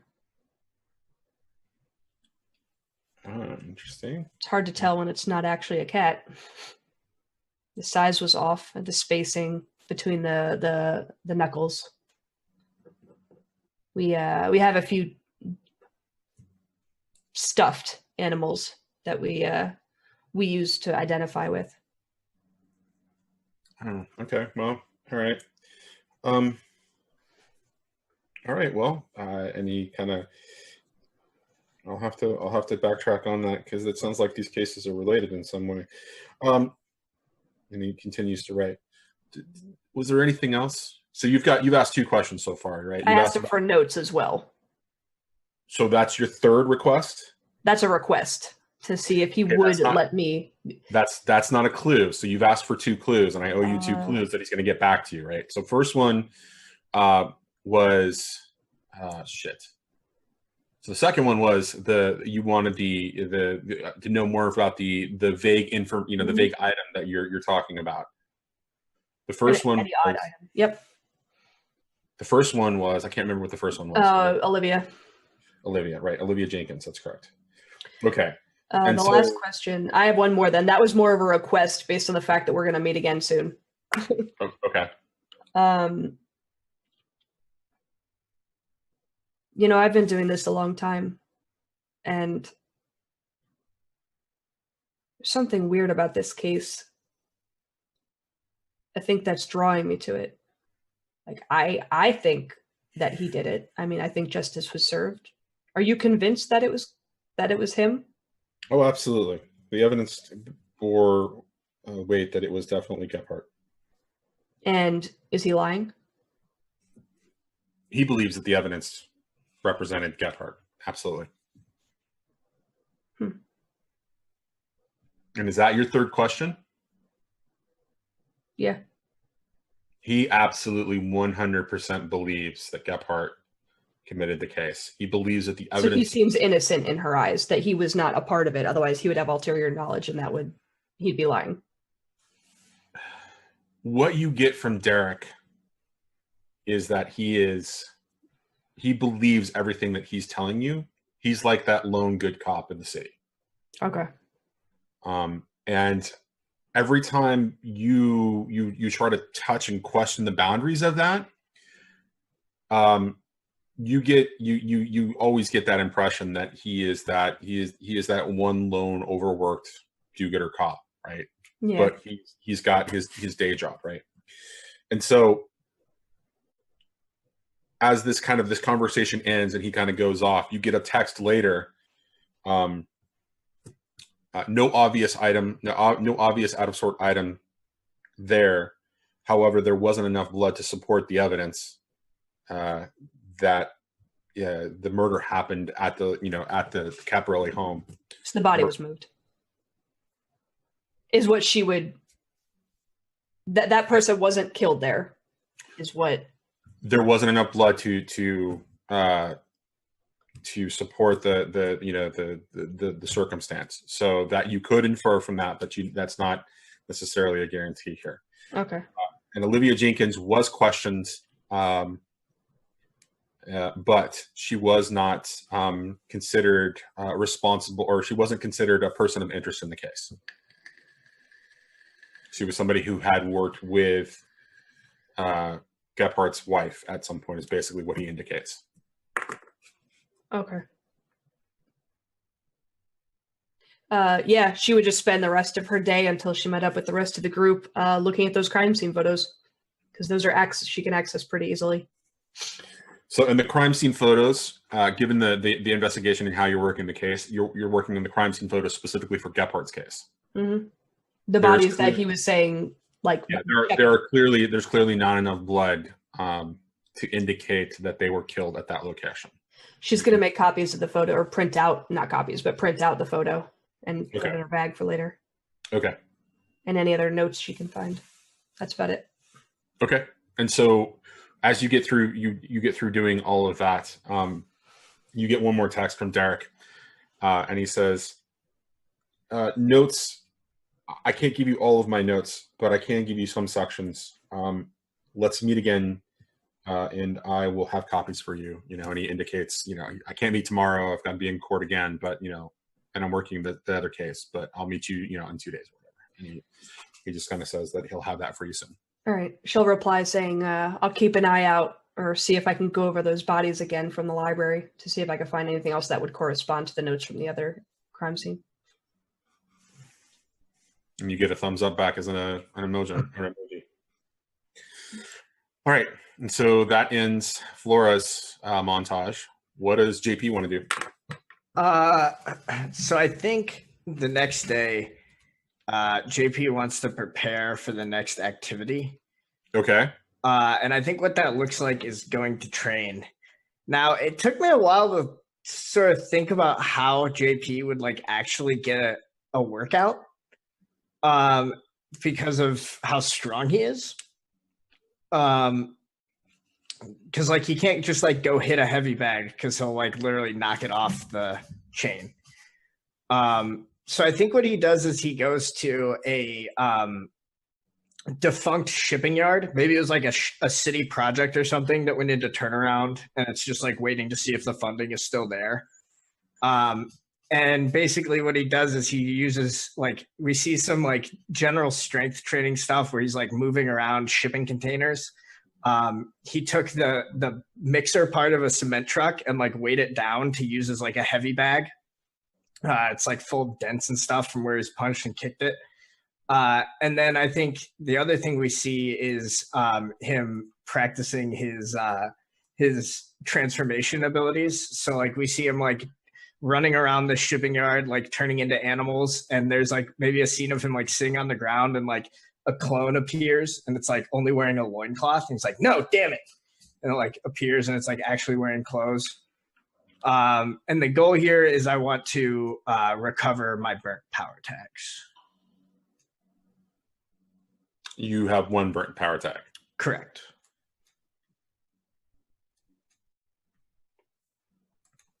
Okay, that you can't actually recover a burnt power tag. I thought, wait, tell everyone at the table how you prepare and choose one, recover all burnt power tags, or gain 3 juice. Oh, sorry. You're doing prepare for your activity. I thought you were recovering from your last activity. My bad. Yeah. You absolutely can. Okay. So you get your one power tag back. Yeah, and then after that, he goes and buys a suit. just for shits and giggles. What kind of suit does JP buy with a couple $100 that Gal's getting? I have an answer for you. I've been thinking about this, and I have a feeling you have been. I think his suit is the color of the suit Paul Rudd wears in I Love You, Man. So it's this periwinkle blue, but instead of being a tuxedo, it's a suit. I haven't seen that movie, so I'm actually Googling it right now. And that's where we'll call your montage ends. And so we're going to focus back in on Gephardt, still working the dog. Phrasing. No word from Flicker. What is Gephardt doing? He's going to continue to work. He knows that this is the next day, I'm assuming. He's going to continue to work, and he knows that at some point Malcolm will show up, and at some point, maybe the others, he'll hear from Flora. That probably will bring JP. So he's just going to continue to work, and if anybody were to have been in his workshop during this process, they would see what looks like 3/4 of a dog, very like a husky, very, stout dog, but it currently only has 4 legs, a back, hind legs, and a tail without any head, and the tail's wagging, but there's nothing else to it. So he's just sitting there and kind of whispering to it every once in a while. Just wait, stop, don't get excited. Everything will, all in good time. As he's talking to this half-animate piece of wood.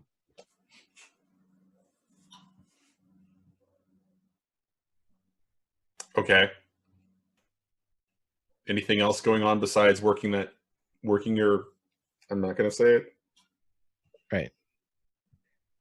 I'm sorry. What was that, Mike? Working as hardwood. Anyways. It is. All right. No. Well, so Yeah, because he already did. This is just continuation. We've established what 3 days it would take. Right. So he's just going to continue. This is his downtime is spent working on this project. So. Mm-hmm. Okay. And so we're gonna cut over to JP as you get a text from Flickr. Okay. Project was interesting. There was one instance, a little surprised. And she sends you an address. Yeah, JP will head to the address for sure. Wait, JP's going on his own? He's not including anybody else in this. Johnny, I thought you said, and he's in a dress. Well, I did have something slightly different in mind, but thank you. How late in the afternoon is it when I get this text? Is it like late enough when it's...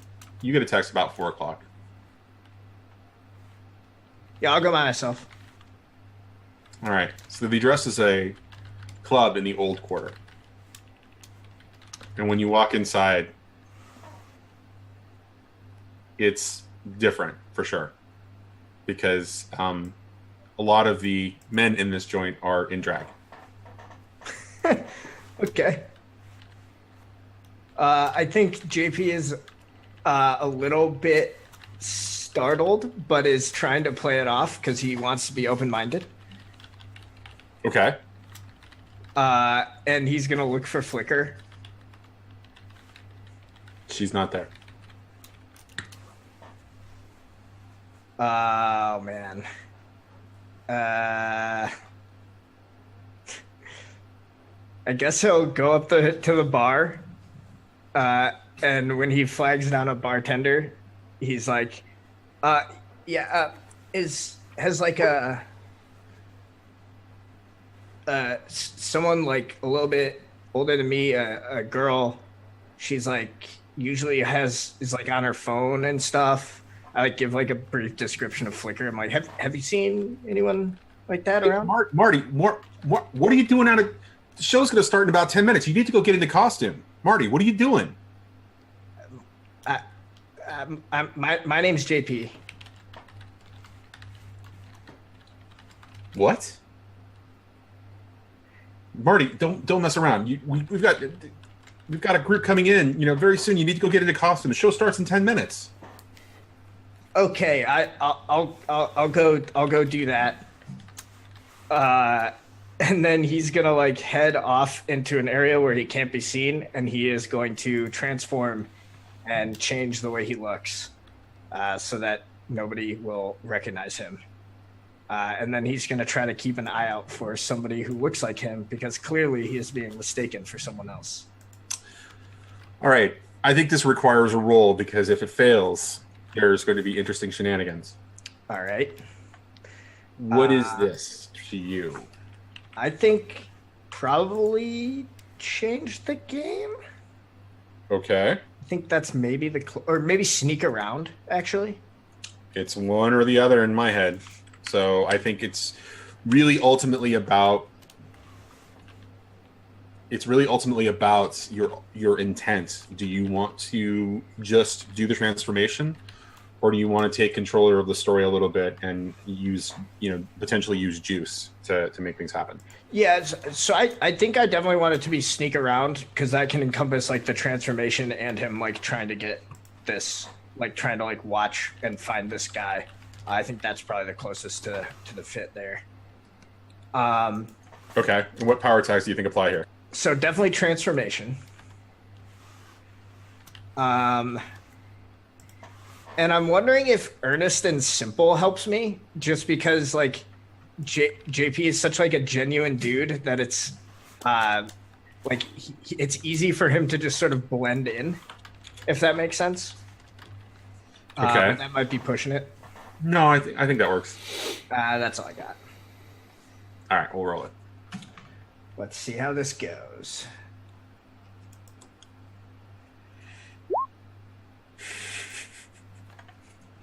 I'll take it. All right. So, describe to us the transformation and what you look like, and then I'll describe the complication that's coming in.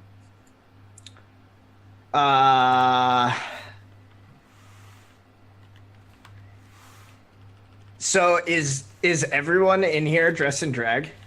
No, it's clearly a I can't think of what the nightclub is called. Burlesque type thing. Yeah, but it's definitely it's definitely drag queens doing sort of a burlesque show. Birdcage. Birdcage is a great example, but I was looking for more of the general, basically a variable lacage kind of a thing. Anyways. Yeah, so I think he transforms himself to look like probably about like 3 inches shorter. He's already not that tall. He's probably like 5'8", so he's like a pretty short guy now. I think he makes himself look a little bit less athletic and like a little bit more out of shape. And he gives himself probably like shoulder length hair. He's just trying to go for like as different a look as possible from JP. Okay. All right. And so where do you do this transformation? I would like just try to duck into like somewhere where there's no one. So like in a bathroom stall or just like wherever you can get some privacy. Okay.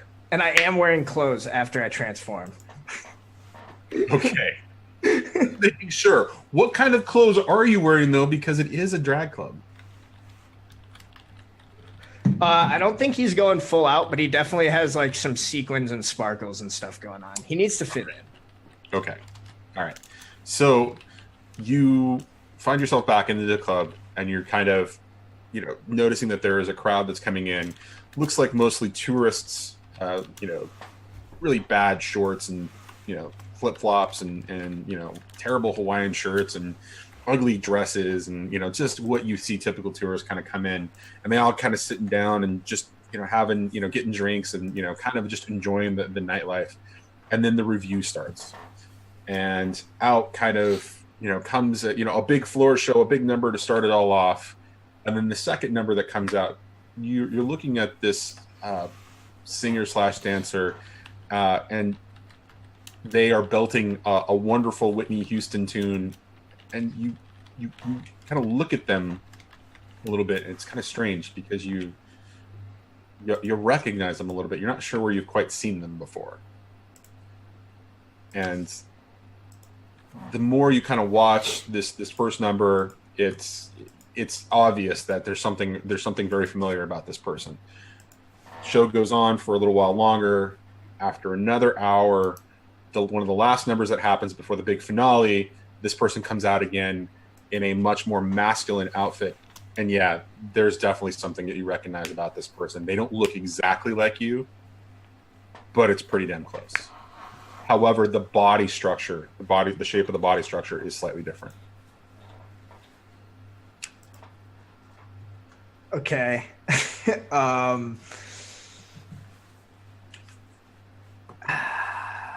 I think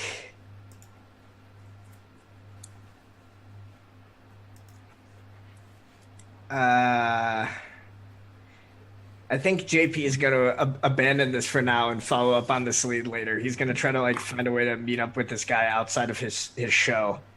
Okay. But for now, I think he realizes like the time and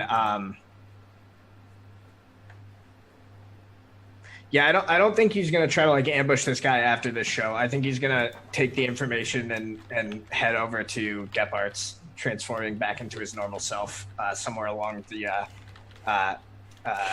roof highway that he takes. Okay.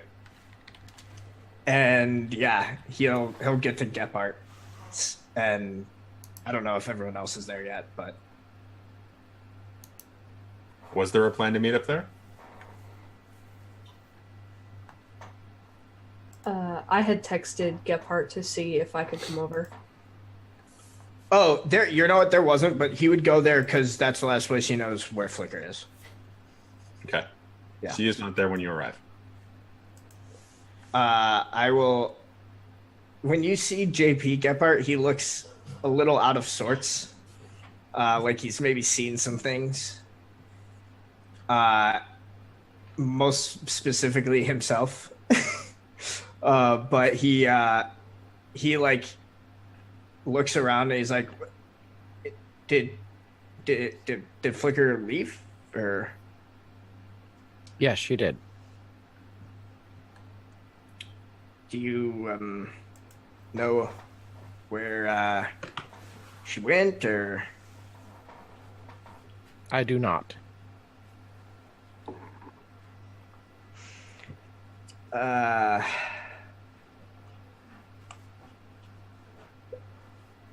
This was it was a weird. Actually, Are you really- okay? I don't know. I don't Come know. in, sit down, listen to some Elton John. Yeah, he'll sit down. He's just like still kind of just like shaking his head in disbelief. Well, what happened?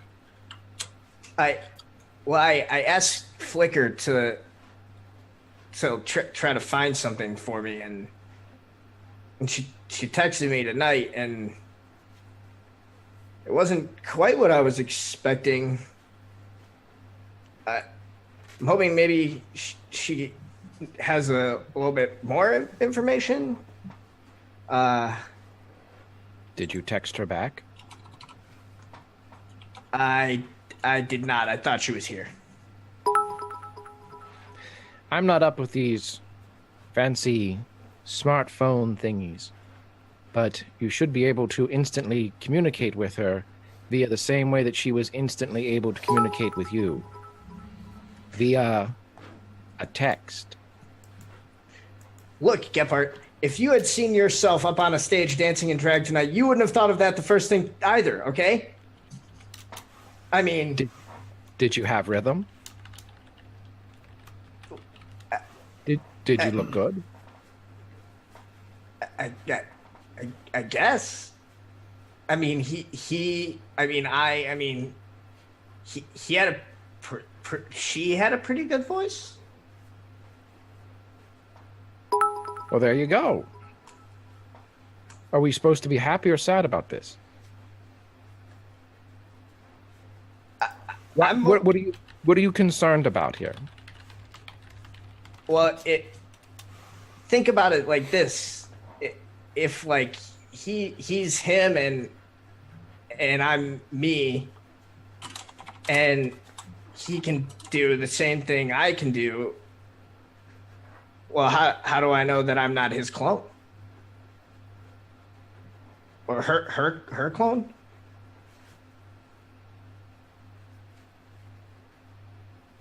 Did you ask them? No, I kind of freaked out. Do you want me to go with you? I was hoping I could just maybe talk to Flicker first. And She's not there. You could text her.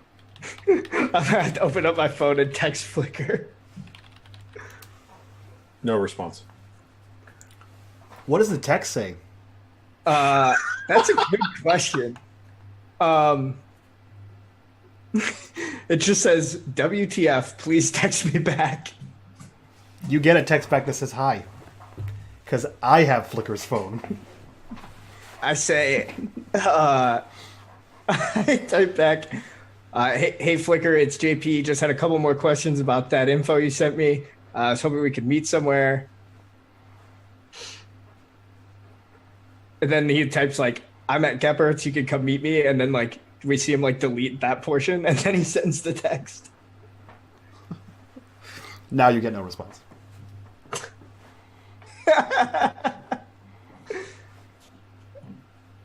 She said hi. And then didn't respond. Is the number that she texted you from before the same number that texted you back? Well, I didn't. I would have just texted the number that texted me. I don't know how these things work. Well, that's how it works. Okay, well, we're on the same page now.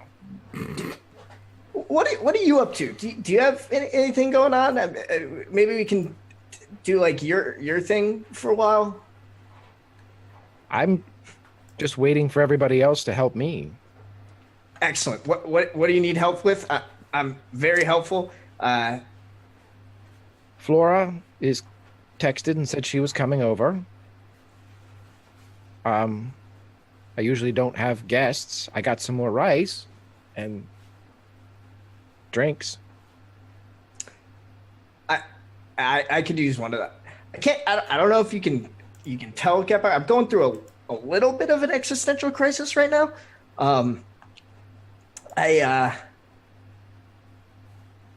gonna. Do you want something? I'm gonna get something. You don't have to get anything. Just walk with me and we will talk. I will get you some tea. How does tea sound? That's good. Yeah, excellent. He puts a pot on.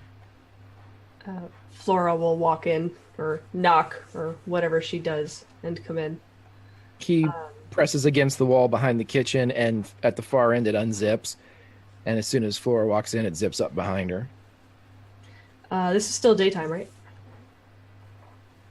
Are you in the kitchen? When I'm looking at Gephardt, are you in there, JP? I'm wherever Gephardt gently led me while I was freaking the hell out. She's gonna walk in with, she has that bottle in her bag still, but she has one of those obnoxiously big cups with the flowery straws, the crazy straws, with some sort of like rum punch thing with the little umbrella in it. And she's just been walking around the city drinking this. And she walks in. Oh, JP. And she just walks over and starts pulling glitter off his face. Okay, like he didn't get all of it. And he doesn't have it anymore because he transformed back. That's not how glitter works. You've never worn makeup. That's not how glitter works. That shit gets everywhere. It is the herpes of arts and crafts. Still covered in glitter. He got a little bit. She walks over and she's like, "Oh, honey. Ooh. What happened? What's this?" Oh, shit, this stuff's still on my face? I thought You took my advice. You went and met a girl. That's amazing. In a manner of speaking. I don't know what that means. Hi, Gephardt. Would you like some? Gephardt's eyes are narrowed as he looks at Flora, who he's never seen in this state before. Do you want some rum punch? I made it myself. It's really good. What's wrong with you? I mean, there's only like 5 shots on this. I'm fine. I'm not even halfway done. Right, JP? I could put him back. Your hair's a different color. It does that. He looks at JP for confirmation. JP just shrugs and is just like, I don't know. She's nicer during the day. Oh, and I brought some snacks from Malcolm because he liked them last time. Little cakes and little. I brought a little bag from home. I made them a few days ago, so they're probably not. They're probably fine. And she'll just start putting snacks on the counter from her bag. And then you hear the swinging doors of a saloon. Is this a real dog? Oh man! Is this for me? There you are, Malcolm. Hey, Mr. G. Hi, JP. You started JP? on it. Would you Oh, the text? nice lady's here. Would you text Flicker again? Text Flicker again. And Malcolm, I brought you snacks. and you all hear.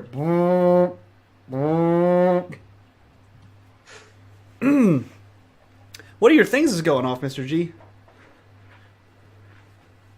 Yes, it is. Uh-huh. Something about snacks, though. I heard something about snacks drowned out the noise of I that. send another text. Who are you texting, JP? Apparently, Malcolm. I don't have a phone. Malcolm. I don't have a phone that I Do you own. have a phone on your person? It's a word game. Oh, I got No. him. Have at it. I... Give me the phone, Malcolm, please. Shit. There's snacks on the counter. Okay. Okay. Sorry, nice lady. It's okay. And he holds It's up the snacks. Snacks fix everything. phone. you Yeah, go. yeah. And she just hands it back to JP like he's supposed to know what to do with it. JP just has two phones in his hand. Now he's just like, Yeah, all of a sudden JP's the tech expert. Right. wait. If you had the phone, then were you the one who texted me? I texted you hi. You texted me first.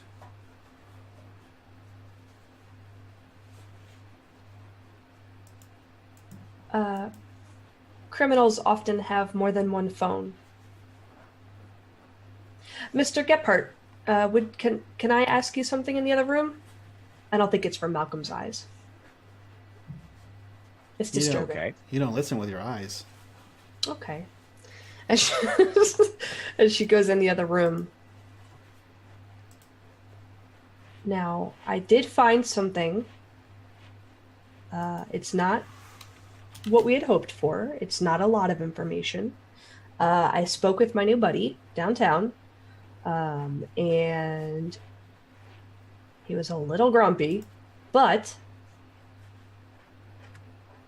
I don't think your family was there when the events occurred.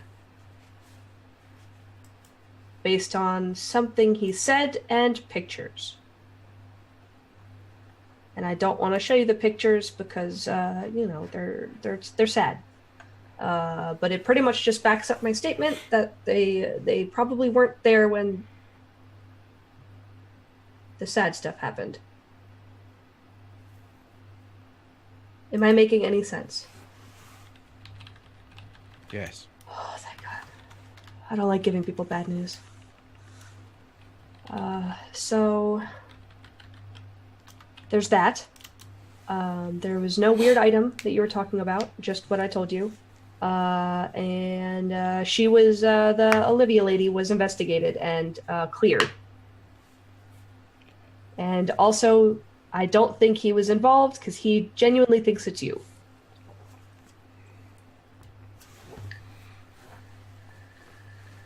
Where was it then?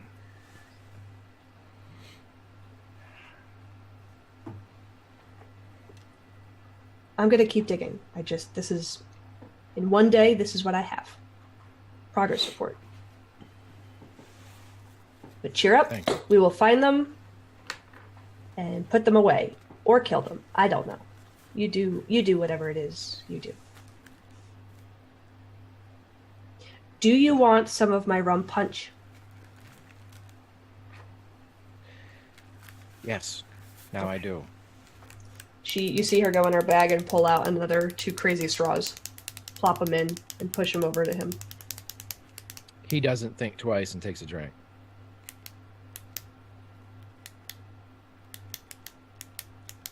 Thank you. JP's just sipping on this tea.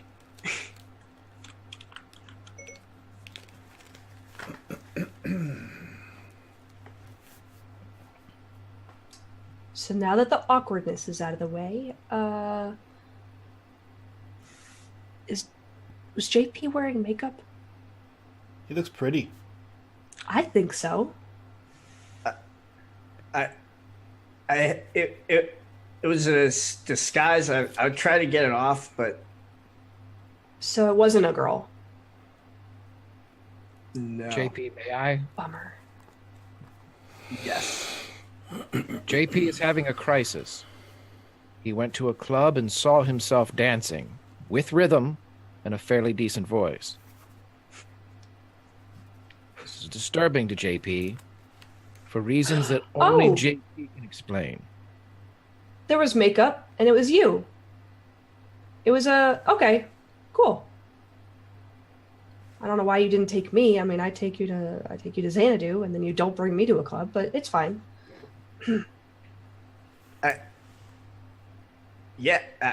I'm sorry. I mean, No, it's okay. I think about how many more of me there could be. Oh my gosh, you would make a great lineup. How many me's are there?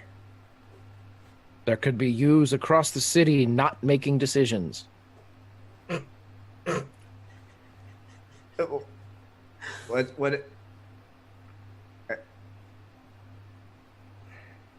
Why don't we go back and talk to you? I could talk to you. We could I'm all more talk to you. approachable now than last night. Sun is starting to go down a little bit. Okay, I guess we can all go and talk to me. Okay. Actually, I don't think Malcolm should come.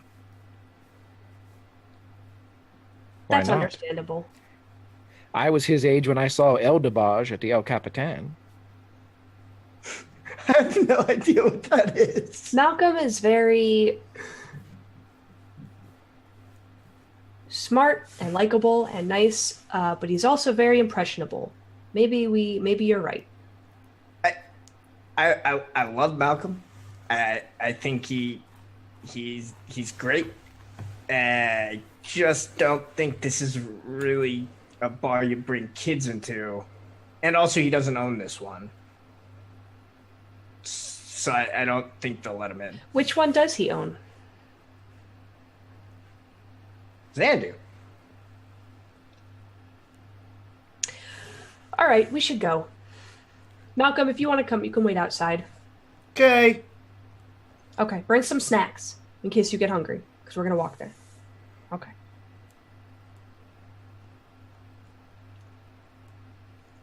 And so the entire group is heading to the nightclub? I'm going to leave a note for Flicker on the table with her phone.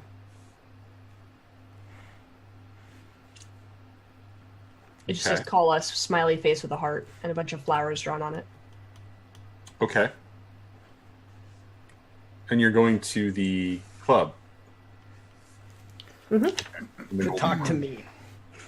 To talk to you. And so the sun begins to set as you are finally arriving into the old quarter. And the colonial charm of the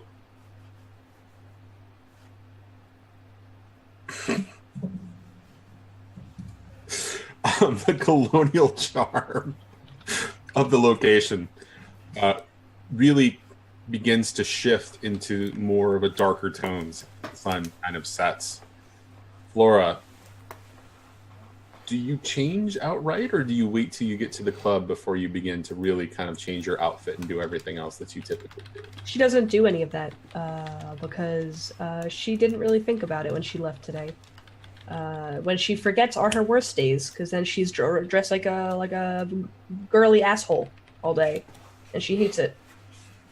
You'll see a mood change, all right. Her bag was full of snacks. There was no room for clothes. Poor JP. Now he needs more clothes. I mean, JP's not going to wear his brand new suit to this glitter place. He's going to get covered in glitter. You gonna go naked again? I have clothes on. Okay, so you all walk inside, right? I mean, you all walk into this place, and another floor show is going on currently. It's in the middle of it, right? And so, you get hustled in, and a server kind of comes over, and it serves you drinks, and kind of looks at the odd nature of you, because you make quite a group. As Malcolm wasn't even questioned when he walked into the door. And so the floor show is going on, and that final number happens again with your almost doppelganger kind of just playing on the stage. Flora leaves to go get a drink the second they walk in. They're coming to get you drinks. They're coming to give you drinks. They're serving. Yeah, no, she's wandering. She wants to go see what's going on. JP just like points at the stage and is like, That's definitely you. how are we gonna talk to him though? I mean, should we like try to get backstage or? I don't know. I feel like It's that's how loud. you get kicked out.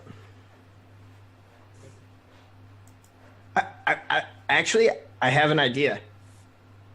Does it I'll involve more makeup? I could pretend he's my brother.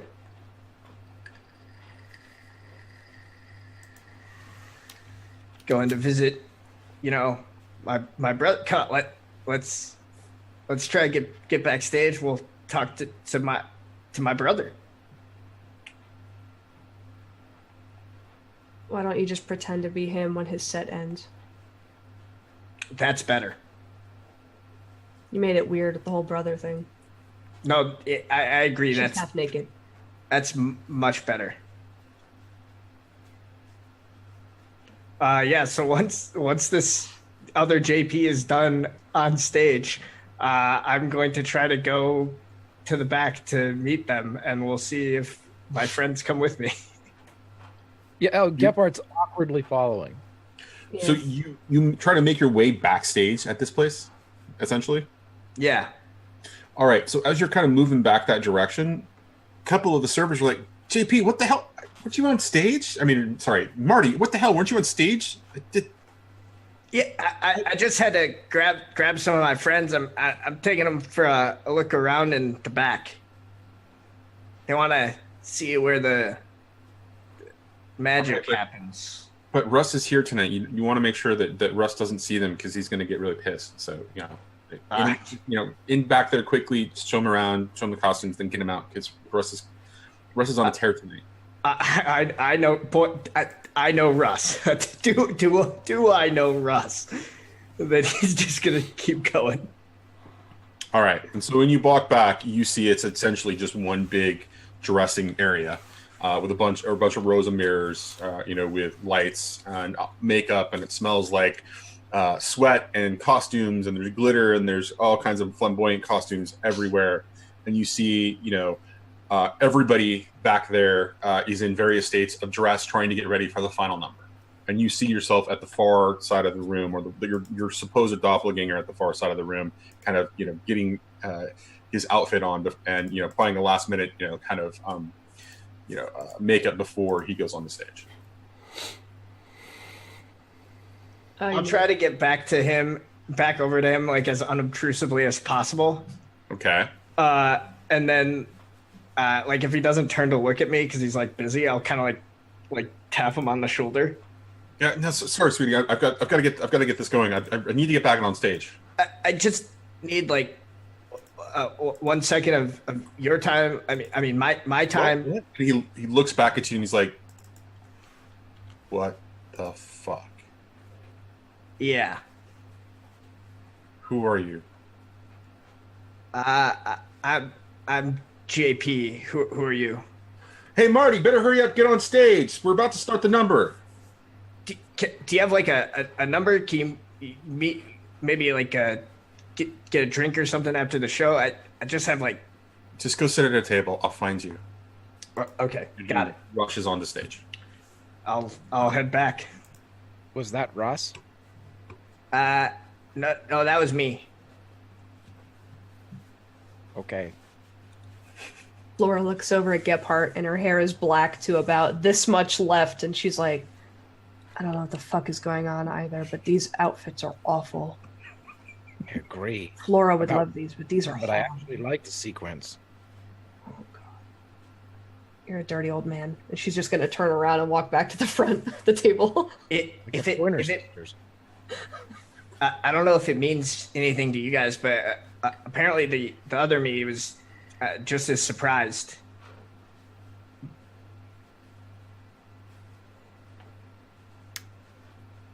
Is he willing to speak to you? Yeah, he just said to wait here. He said he'd come find us. Here? He said the table. Oh, so out. Okay. As you guys go to leave the dressing room, you hear the rattle of metal coat hangers, and then you see Malcolm jump out. This place is awesome! And he looks like a very inappropriately dressed over his normal clothes pirate. I'll let you fill in the blanks. Told you, Gephardt. Come on, Malcolm. We can't get caught back here. You know, we gotta. Come on. Can I keep this? I have an eye patch and everything. I told you he's very impressionable. Whoop. Flicker's gonna be pissed if she sees this. That's not an eye patch. Take that off.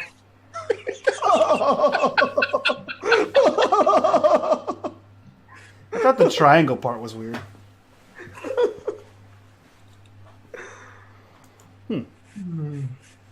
Too small anyway. Go wash your face. Why is Malcolm. it tie in the front? I'm not great at knots. And so as you're walking back out there, you see the final four shows goes on. It's a big number. It kind of ends with, some fanfare, and the crowd is kind of lingering a little bit. Again, it's still filled with tourists. And of course, you see various performers kind of coming out and kind of socializing with the crowd and kind of talking and doing their thing. And then you see your doppelganger kind of walk out, and he's kind of looking around, and you can see that he's taken his makeup off and what have you, but that he's wearing a hat, and he's got he's trying to look a little less, he's looking a little nondescript as he kind of slides over to the table, and he sits down. He's, what the hell's going on here? Who the hell are you? Well, I'm JP. I was trying to find you. You're me.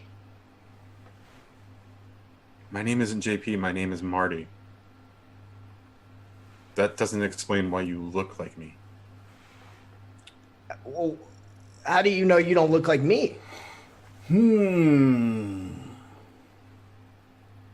And that big Marty kind of looks over at Malcolm. Why are you dressed like a pirate? Why were you dressed like a lady? Because I looked pretty. So did I. Are you a ninja? No. Runs in the family. Case closed.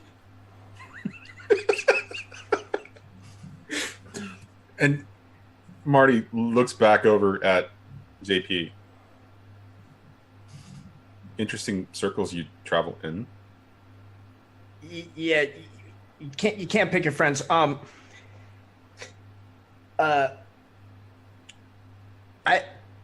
asked him, someone who's good with tech.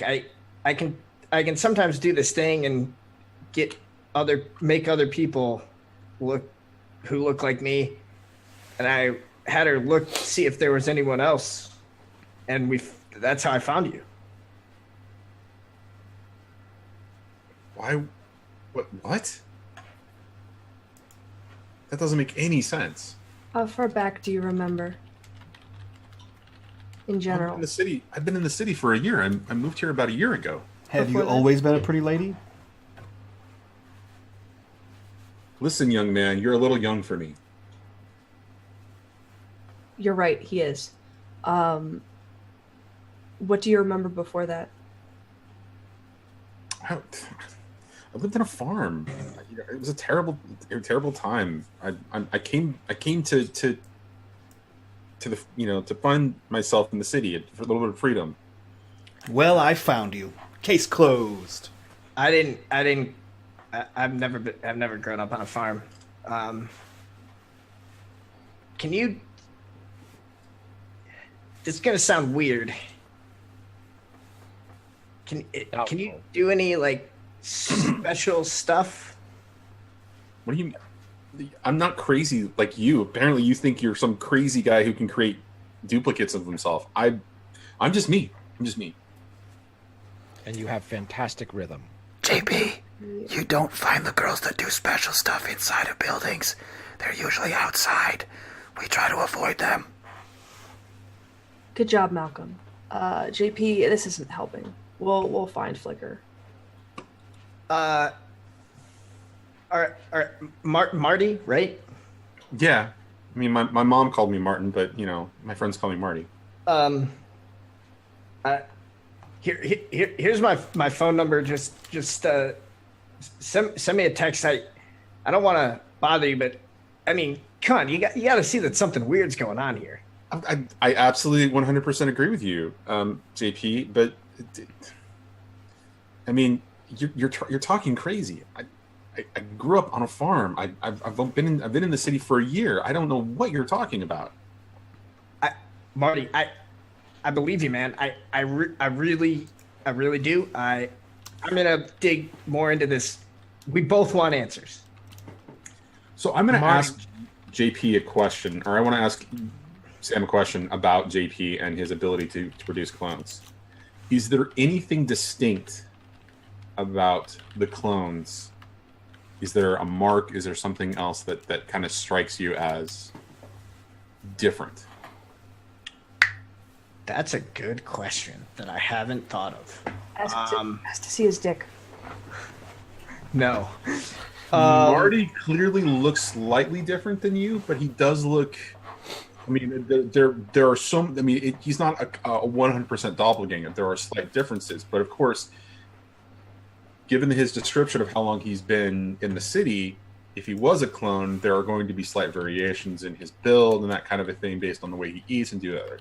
But Is there something that would identify a clone of yours to be distinct? I think the only thing is that generally I think it's like less like a physical tell and more like when JP interacts with the clones that he's made, he just has some sort of like intuition. He can like almost like feel that it's like one of his. But what about that? So what is it about that distinct that impression? What gives you that impression? Just is it something about the mannerisms? Is it something about the fact that they're so close to you in respect to personality, physicality? What really kind of just just says to JP, these are my clones. These are a part of me essentially. Yeah, I think it's a little bit of all of that. I think it's definitely the mannerisms and trying to think because I haven't really thought through this as much either, and I think it's worth thinking about. Okay, so what I'm gonna say is think about that so that as you explore this mystery that comes up moving forward. Yeah, sure. But at one point, as you're kind of beginning to close this off and you give Marty your phone number, he does something that is uniquely JP. Okay, cool. Like there is some mannerism that says, there's a piece of body language that kind of says that he is clearly. You know what it is one of the things that I wrote down about JP as like a weird quirk is that he does like little coin tricks. Like he'll like roll a coin across his fingers when he's antsy. Okay. Maybe he sees Marty do like the same little like thing where he just makes a coin dance across his fingers before like tucking it away. Okay. And that's like just triggers something in his head. All right. Oh, so you hand him. So when you hand him your phone number, you hand it down on like in a card or something.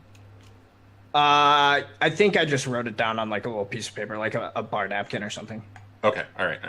So he just kind of takes that, and that you see that little flourish that he does, and it's like, yes, this is clearly somebody. But the reason that you don't recognize him is because he's been away from you for so long, which begs the question: why does he still exist? And so Awesome. that gives you one attention to your mystery, your logos, or your mythos there, specifically for that.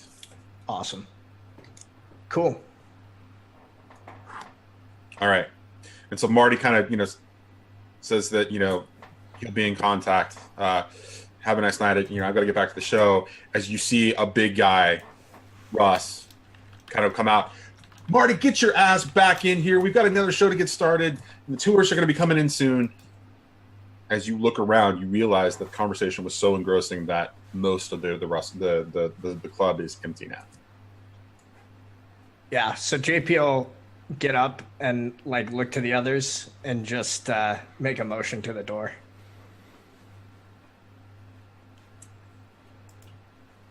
Probably leave cash on the table because he's not going to just dine and dash.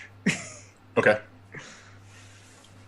All right. And so where do we find the crew at, essentially it's after dusk. I mean, it's after dark. Then you're in the old quarter. Okay, so are we going to solve crimes? First one is that glitter color. It doesn't match your skin tone at all. If you're going to come back here and try to blend in, I'm going to need to show you how to put makeup on. How the heck do you get this shit off? You could ask yourself. Have you tried bathing? Yes. Well, not since we were in there. But it sounded like you had some more information on the cat lady. We have an address for Olivia Jenkins, but I'm not sure we want to pursue that until all the avenues have dried up at the police precinct. Yeah, they already questioned her. I don't know that she's going to be very forthcoming with us. Unless I flat out ask her if she was involved. See if she's lying or not, but that won't help us. We could follow her. I think we would need a car, considering we all walk around the city. Or, I mean, Gebhardt, couldn't you like put a tail on her with one of your birds? I have to see her first. I don't think you want to see her either. Or at least her not see you. I have I just have- tails.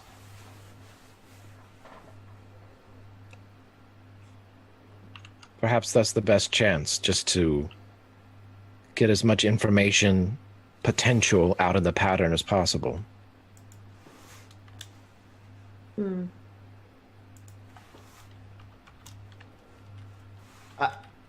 I think I agree, Gebhardt. I mean, this lady's name is just coming up too frequently. Could I borrow a work car so that we could stake this out outside our house? I have access anywhere and I want to borrow a hearse. You do realize that that's going to stand out. Yeah, we Because could just walk. It's not going to be a hearse. It's going to be a corner van. Just so you know that, if you want to, that's perfectly fine. I just want to be very clear that it's... She would ask the group if we need a vehicle. Well, as long as we get eyes on her, we can. You can track her, right? Yes. So I don't think we really need a car. Very well. Why are we finding this lady? She knows about what happened to my family, Malcolm. Oh. Okay.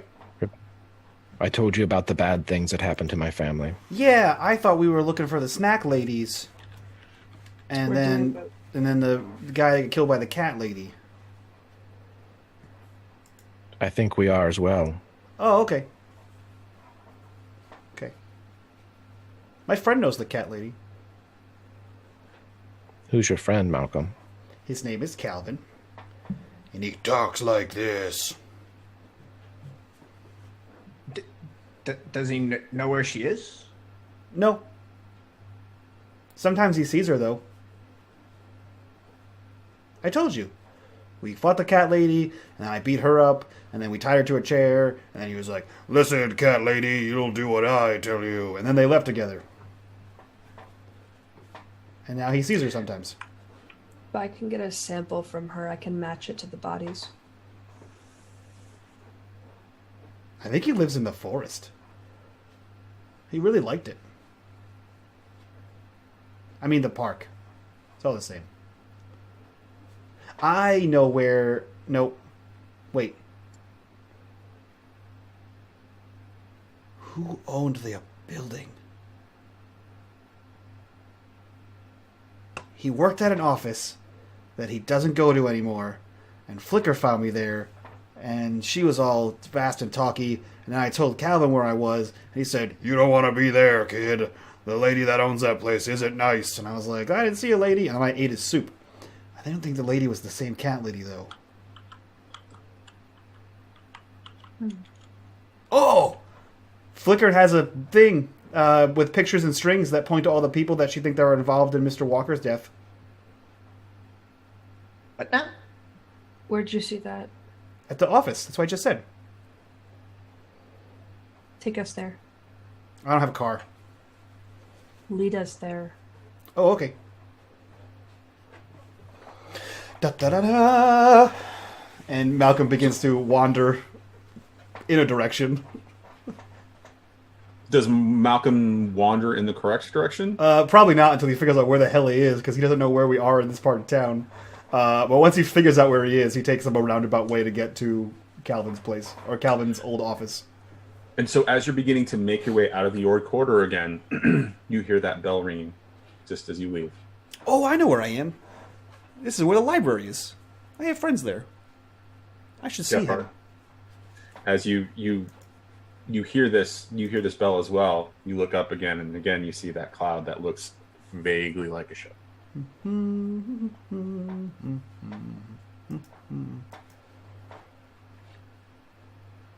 Anyway. What is that? What is that?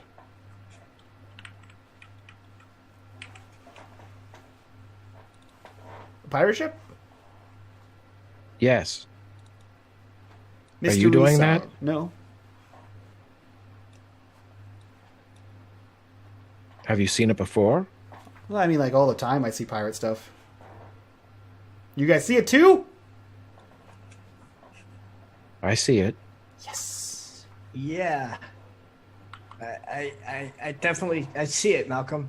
Cool. Sometimes there's lights in it. The light isn't on right now.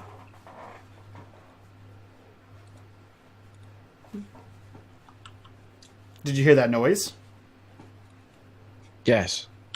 Did you guys hear that noise? Yes, Malcolm. Yes. Yeah. Malcolm has... Has Flicker ever told you anything about that ship? No. I don't really talk to her, except when she's talking to you. I don't really see her a lot. I saw her one time when I was at the place where I'd taken you. Let's go this way. Okay, lead on. As we're walking, he tells JP to text Flicker, and just put pirate ship question mark. Yeah. No. We Gave left it to it back. JP. Oh, If we she's left it at the, we left it at the thing. If she's monitoring the number and using it, she'll get it, regardless of whether or not it's the actual device. Yeah, I'll send the text. All right, old man. It's like a That's how CB. those- It's like a CB radio, right? Hello? Just be listening to the line, and you'll get the text. I used a ham radio once. You crank it up. You see. Johnny, where is the cafe? Where is the Fogs Brew? Back in downtown. It's in downtown.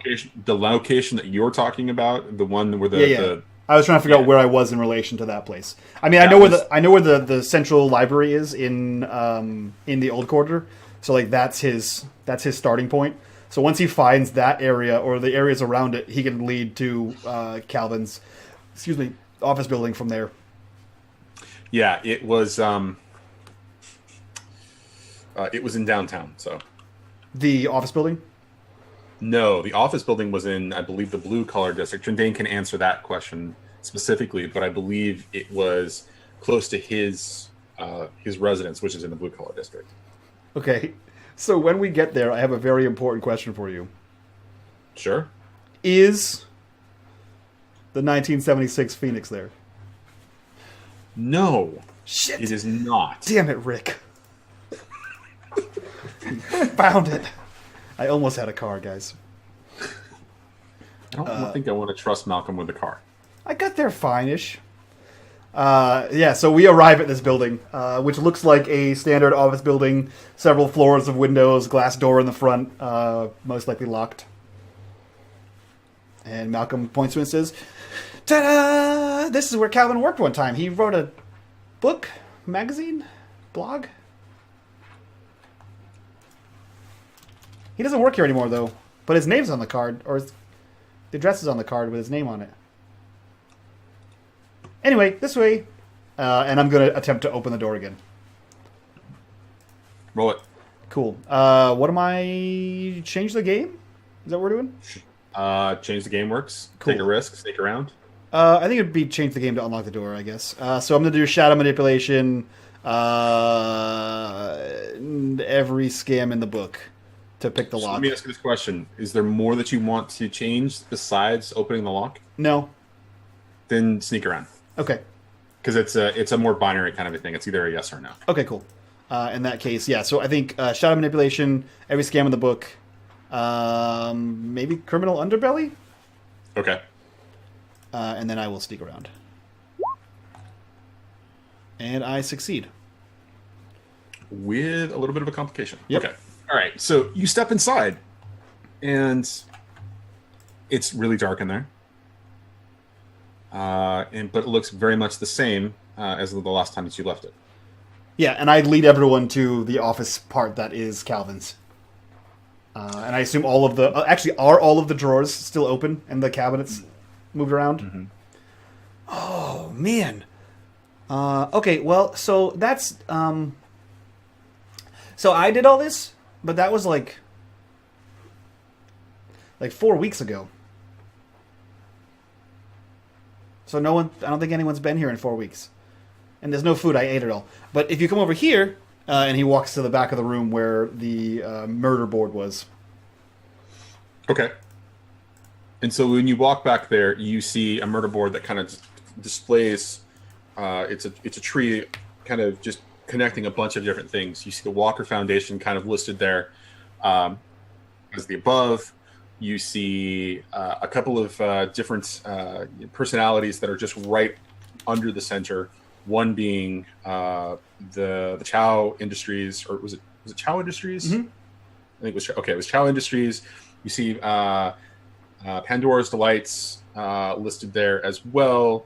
You see Aesir Industries all connected into the Walker Foundation, and then you see there's a pharmaceutical company by the name of MCX, like Metacore X or whatever. That's the company that Seth Anna works for.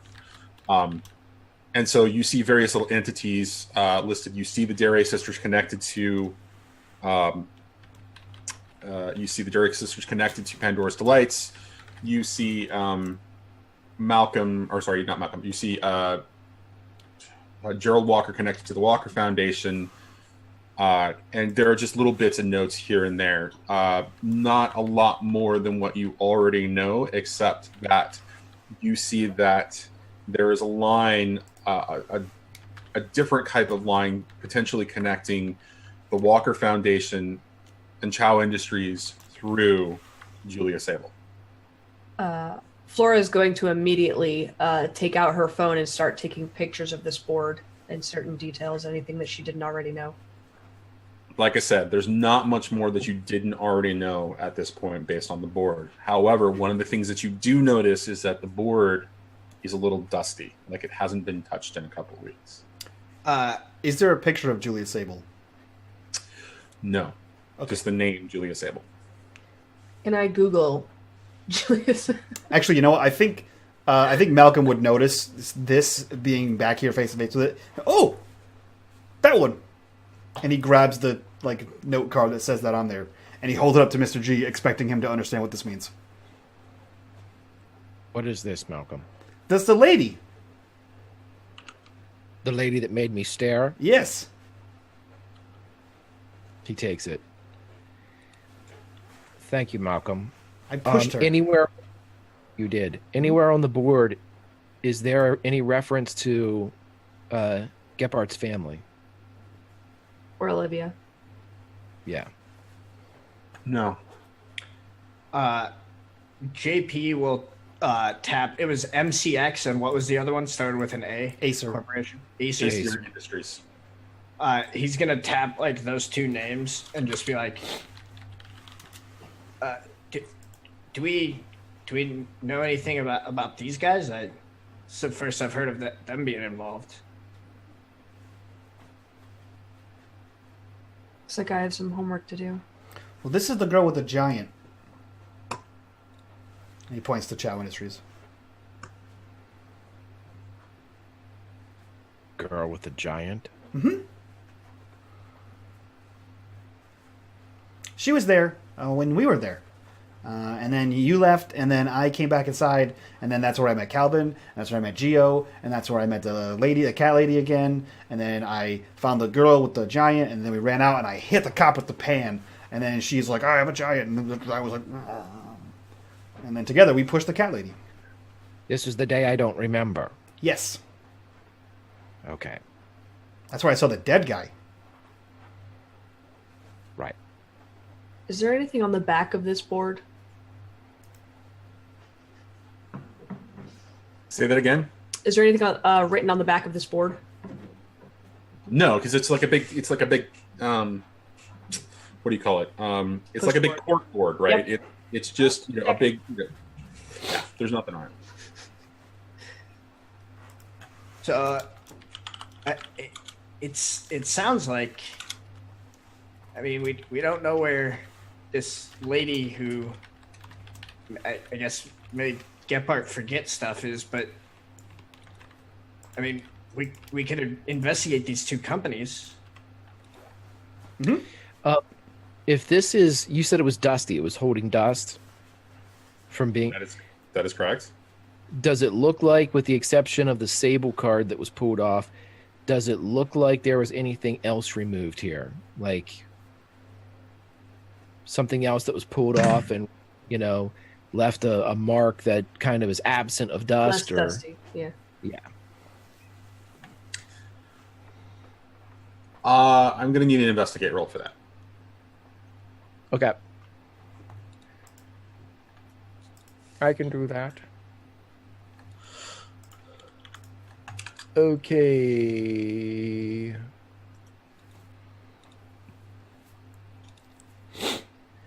Can I use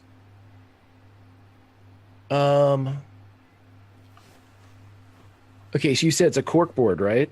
Mm-hmm. Can I use wood everywhere? Can I use lies yet untold? And How does I know what I'm going to do. I'm going to bring the corkboard to life and ask if there's anything taken off of it. Amazing. Okay. God damn it.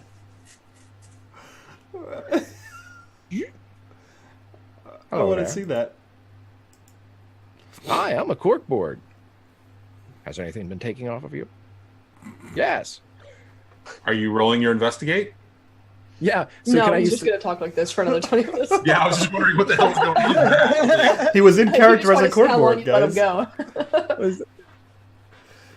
Oh, that's awesome. Oh, man. Oh. Oh, wait, you didn't add your power tags. What power tags did you add to it? Oh, shit. It still would have missed. Even if you add 3 power tags, it's still a miss. It still would have missed. So, describe what it's and like you get as a you hard try one.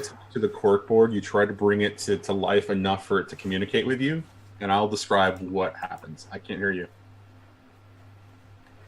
I was trying to figure out why that didn't work. Did you click the roll checkboxes next to the tags you're going to use? Yeah, I had 3. It says total power 3. Oh, It's- do you have negatives checked? The character, it's buggy. Don't worry about it. It's perfectly Okay. fine. It's totally buggy. Okay. So I'm describe sorry. to us what it's like when you're going through, and you're trying to talk to this corkboard. Okay, well, what would end up happening is, since this was a complete failure, correct? Gephardt comes up and he tries to make a pair of lips spring out of the corkboard like he did with his little disc. And he's sitting there and, hello? Hello? Nothing. Hello? Does it again. And then he looks down and he peels the corner off the back of the corkboard, and it says 100% artificial, made in Malaysia on the back. He drops it. God damn it. It's not cork. It's something else. Damn you, Malaysia. So, just out of curiosity, because it was made in Malaysia and it was not made out of actual, like, churned up pulp and wood, what was it made out of? Foam. I don't. Foam. Okay, fair enough. All right. All I could think of was kill the Malaysian Prime Great big Minister foamy. from Zoolander. Sent to France. So as you're trying to do this and you can't get it, it's you don't see anything else really kind of that stands out. There's no patches. There's no spot there's. I mean, there's obviously pins and points where things have been placed, but nothing was there long enough for it to leave an impression to make you think that there was an important piece missing to this. I got my picture of it though, right? You did get a picture of it, yes. Okay. I'm going to send it to Flickr. Is this as you left it? Get the hell out of there now is the response.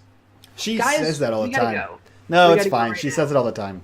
Malcolm, Okay. we need to leave Gephardt. I don't know why everyone's afraid of the lady that owns the place. You can't trust anybody that gets this. He looks at the corkboard. This facade. I think Flickr got that. No one comes here anymore. That's what Calvin said. Who owns the place, Malcolm? I don't know. Calvin said that he dated her and then she was a real bitch. And then he doesn't see her anymore and he doesn't come here. Oh, and I think That man described me as a bitch. And in walks this tall, smartly dressed, in a business suit, red-headed woman. That son of a bitch. Oh. Hell are the four of you? Hi, I'm What Malcolm. the hell is on my what is this on my board? What is this? What's going on here? I haven't been to this office in a couple of weeks. What's going on here? Why are you breaking into my building? The door was open. I highly Building. doubt that, young man. Building inspector. I heard you had some tainted Malaysian cork. Let me see your identification there, building inspector. Flora's gonna step forward with Kick it up, her. run! Kick us up.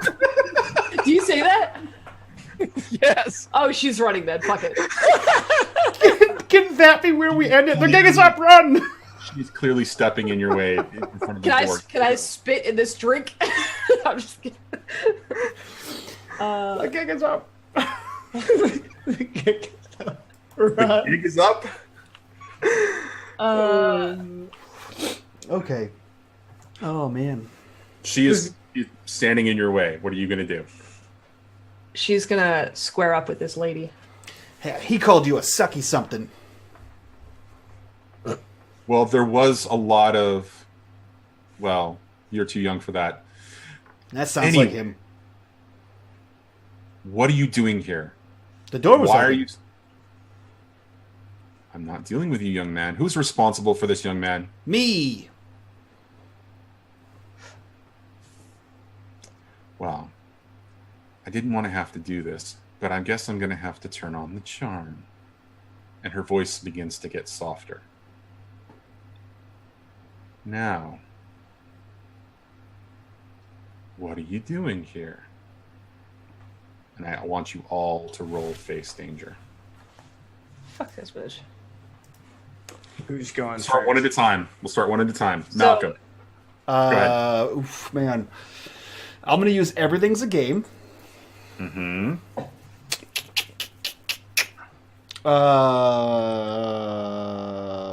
You know what? I'm gonna use every scam in the book because charm is not a unknown topic to Malcolm when playing a child, and I think that might be it.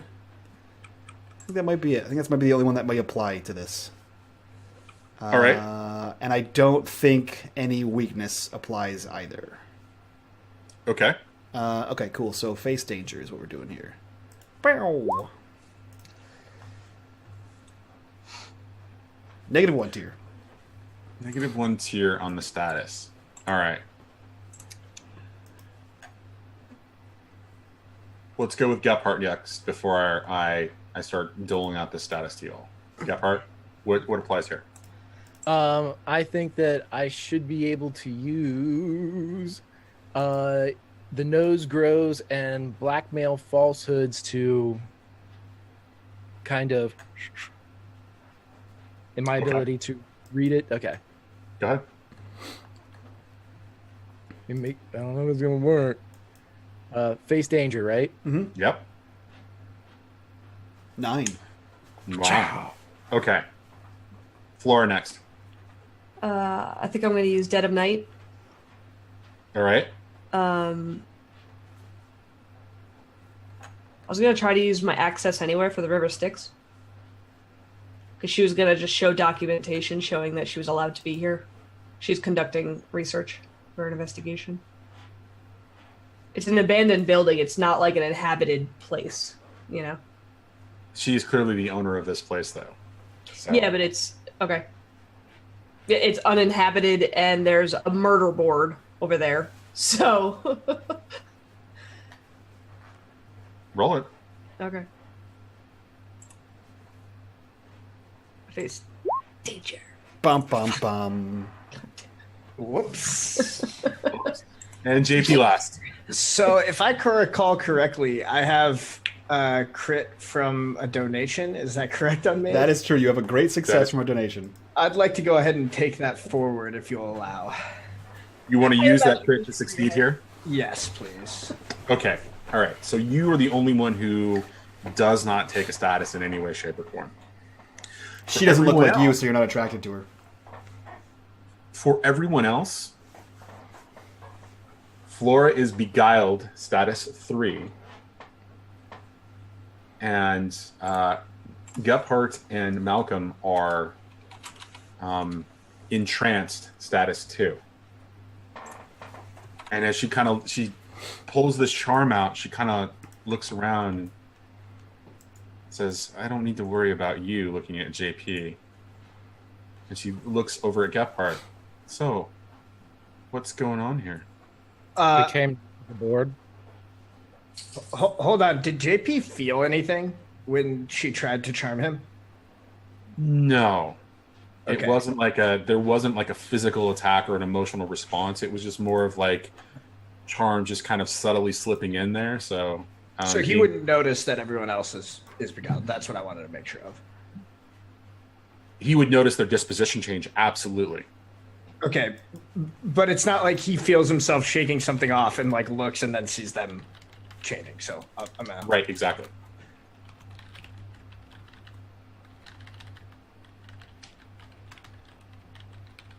She's waiting for your response, Gephardt.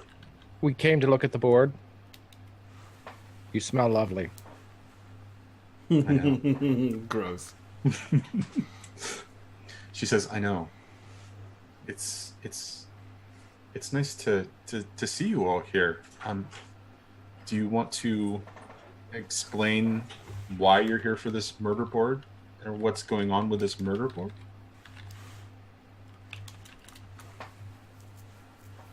We came to look at it. We're looking for someone.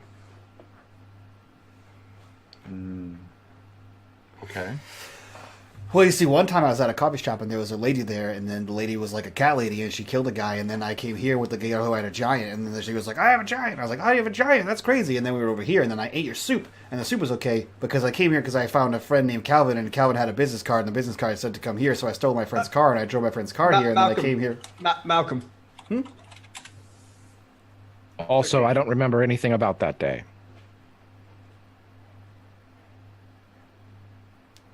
You're talking about Julia. Yeah. And then the fast lady came, and the fast lady was like, you can't be here anymore. And then we saw Calvin, and Calvin was like, you can't go there, that lady's a bitch. And she was like, I was like, oh, no, that's a bad word. And then so we came back. Then we went to the park. And then we found the cat lady, and the cat lady was like, I'm a cat lady, we have to kill you. And we were like, don't kill us. And then we beat her up, and then we tied her to a chair, and then Calvin was like, listen with me, come with me, lady, we'll have a discussion. And then he and the cat lady left, and then I haven't seen them together. But then I called Calvin on the phone, and Calvin said that he hasn't seen the cat lady in a while, but sometimes he sees her every once in a while. You must be the sucky lady.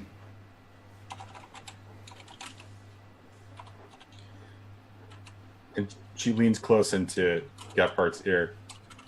You need to have the talk with him. He's a little behind the times, I think. Well, Yes. Calvin said it was a sucky bus, but that doesn't make sense because you're a person.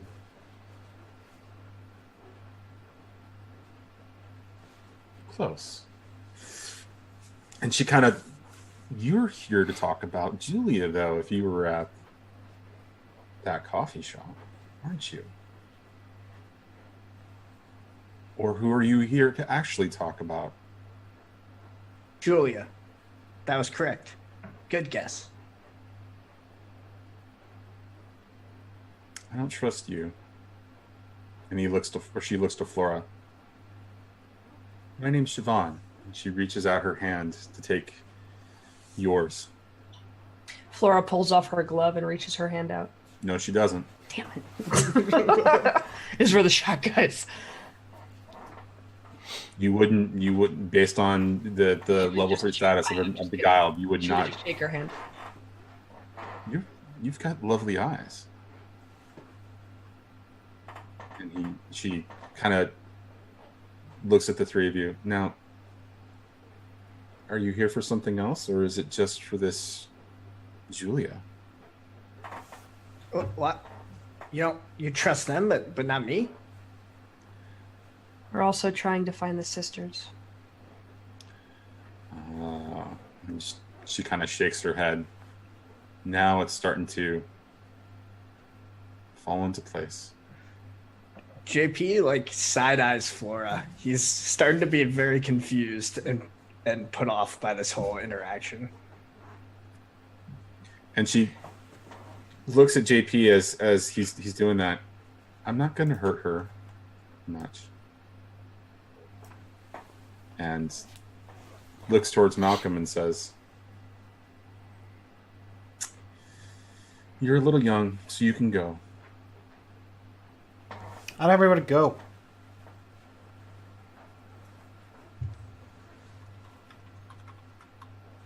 Well, that's too bad. But you should go. Okay, I went outside. So JP is going to look at her, and he gets a more stern look in his eye than we've seen from JP in a while, and he's going to say, no, you're not going to hurt them at all. I don't plan to hurt them much. You're not going to hurt them at all. And I think as he says the last, we get that effect that we haven't seen since the first episode, where his eyes begin to burn with this sort of rose gold fire. Are you threatening me? And she kind of gives you this like smile. Nope. Just letting you know, you are not going to hurt my friends even a little bit. Even if they like it?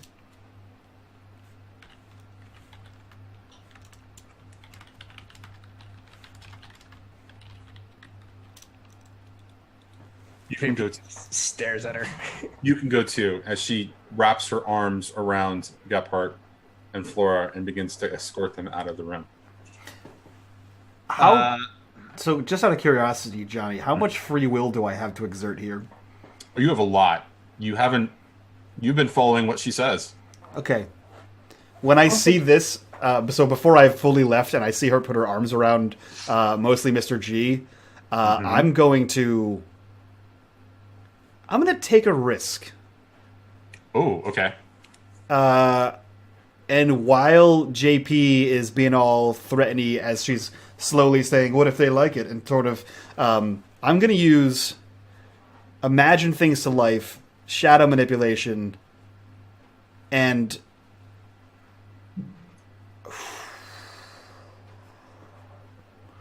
man,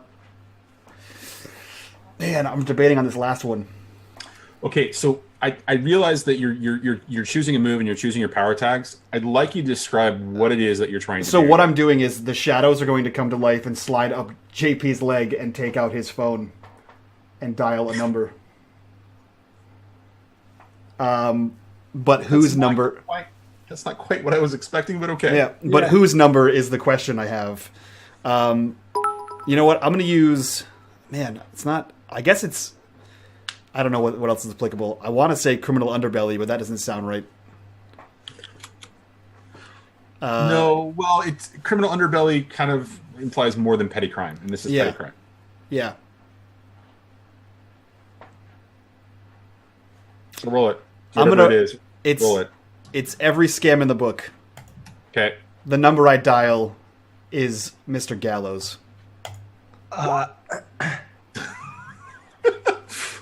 All right. And so what are you expecting to happen when you do that? Nothing. I just dial the phone to Mr. Gallows because he gave me his business card with his private line on it. So it dials and then just stays on in his pocket. While JP's pocket. So this whole conversation, if Gallows picks up, is being heard by him. While this is happening, as she's like turning to take Gephardt and Flora away, JP's like now fully convinced that something weird is going on based on everything he's heard so far, and so he's gonna hold his two hands up to his mouth, Gandalf style, and whisper to the hummingbird in his hand, and then lets it go. It flitters away. Okay. And so as the bird kind of flirts away, as you see Siobhan just kind of escorting them, through the door out into the other room, you hear from your pocket, "Hello? Hello? Who is this? Why have you dialed my number? Hello?" I'm just gonna take the phone out really quick, go, "Butt dial, sorry," hang up, and then What a waste of a success! He didn't tell me anything. I don't know. I just hear my phone start going. Perfect. And then I'm gonna go and I'm gonna try to grab Gephardt and I'll be like, Gephardt, what are you doing? I don't know. He's gonna have a good time. You can, like I said, you can leave. It's okay. And she's now carrying them towards the stairs. Guys, don't go with her. Malcolm, should I stop her? Probably. I tried. Yeah. So he's. Is there any way to get out in front of her and block her way? You could. She's walking them slowly, but she's continuing to move forward. So Where is she moving towards? The front of the building? Like the door? she's moving towards the stairs to take them up to the second story. Yeah, so JP is going to try to get in front of her and block the path. And he's going to go, I think something's weird here. And I'm starting to think that Malcolm's friend wasn't saying succubus. I think succubus. I don't think they really want to go with you. She purrs and she says, "You can come too, just because you aren't under my influence. You can come too." And she continues to move them forward. I'm gonna need you to stop what you're doing to my friends. Let them go, or something bad is gonna happen. Oh, I understand how things are going to work, and she continues to move forward. Okay. I'm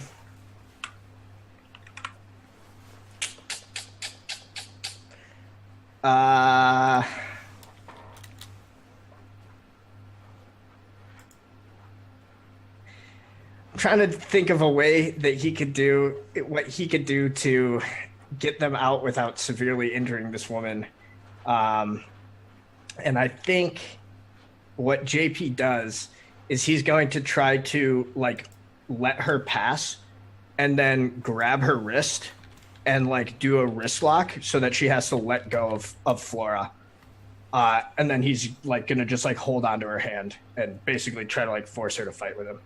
Okay, this is where this gets interesting, because the description that you just said means that there's one of a couple things going on here, right?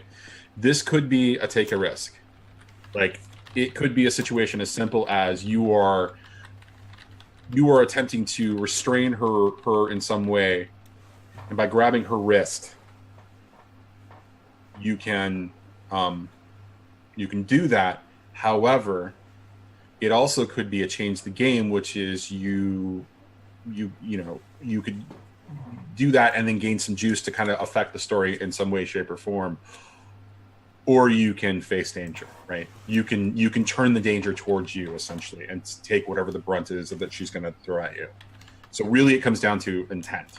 I think that fits better with what JP is intending here. I think take the risk does, but apparently I have a bunch more crits and juice. You have 2 crits and 1 juice. So I will spend another crit.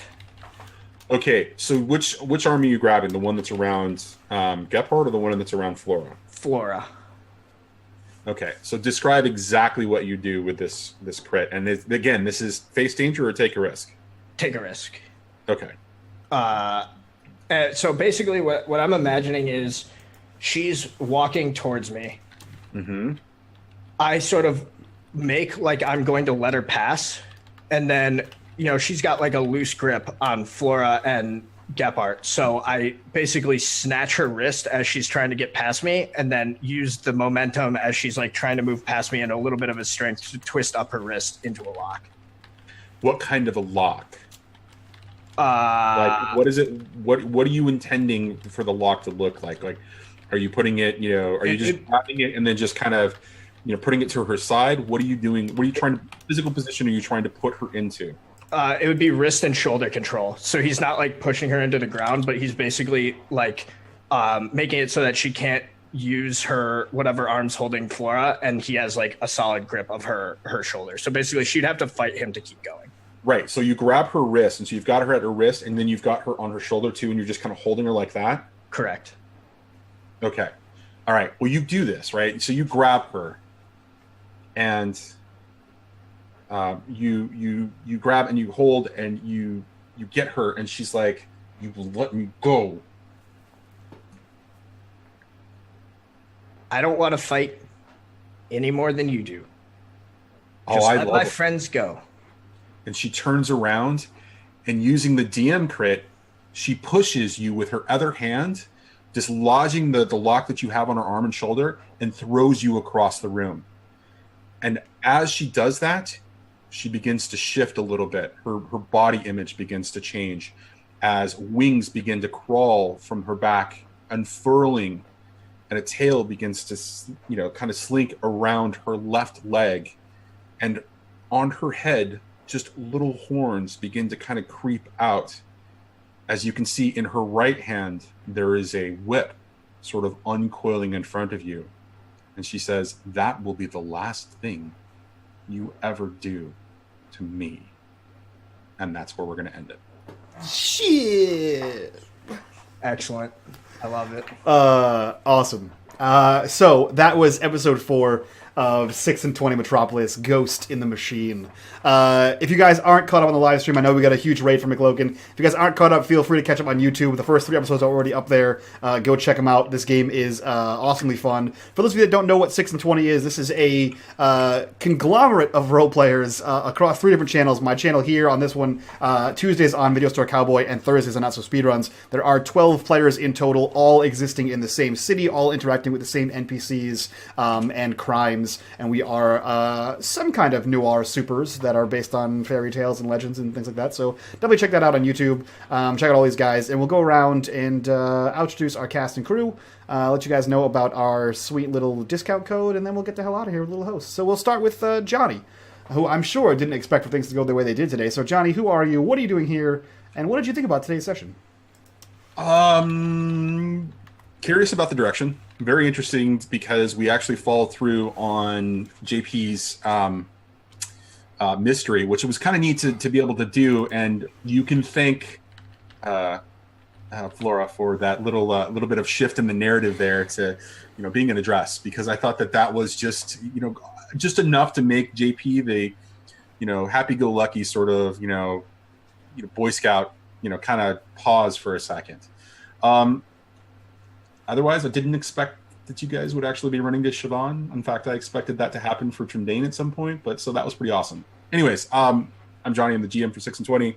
As Mike said, information's in chat. Had a good time tonight, guys. Thanks. Sweet. Next, we'll go over to someone else who had an unexpected day. Sam, who are you? What are you doing here? And what did you think of today's episode? I'm Sam, twitch.tv/WizenFool, Twitter @TheWizenFool. I had a blast today. Thank you guys for exploring the mystery with me. That was good fun. I also kind of like that we're starting to see what it takes to actually make JP willing to fight someone, because he's been kind of purposefully trying to avoid fights for the last little while. But when his friends are in trouble, he has to kick it into gear. So I'm excited to see where that goes, and hopefully I don't get my butt kicked by a succubus next week. Yeah, or hopefully you do. It'll be interesting to find out. We'll go over to everyone's favorite red-headed succubus, Mr. Ninja. Who are you? What are you doing here? And what did you think of today's episode? Rude. I am X-Precision Ninja. I am playing Flora. It was very interesting to see Sam's other side and his confusion and all that glitter that he probably put on for no reason. He was never even actually at that club. He just has it. But I'm super excited for next week. Will we have a good time upstairs or will we not? Find out next week on... Find out next time on 6/20 Metropolis. Yeah, I was going to say something way different. Yep, we'll go with that. Over to you, get part. Perfect. Last but not least, Greg, who are you? What are you doing here? And what did you think of tonight's episode?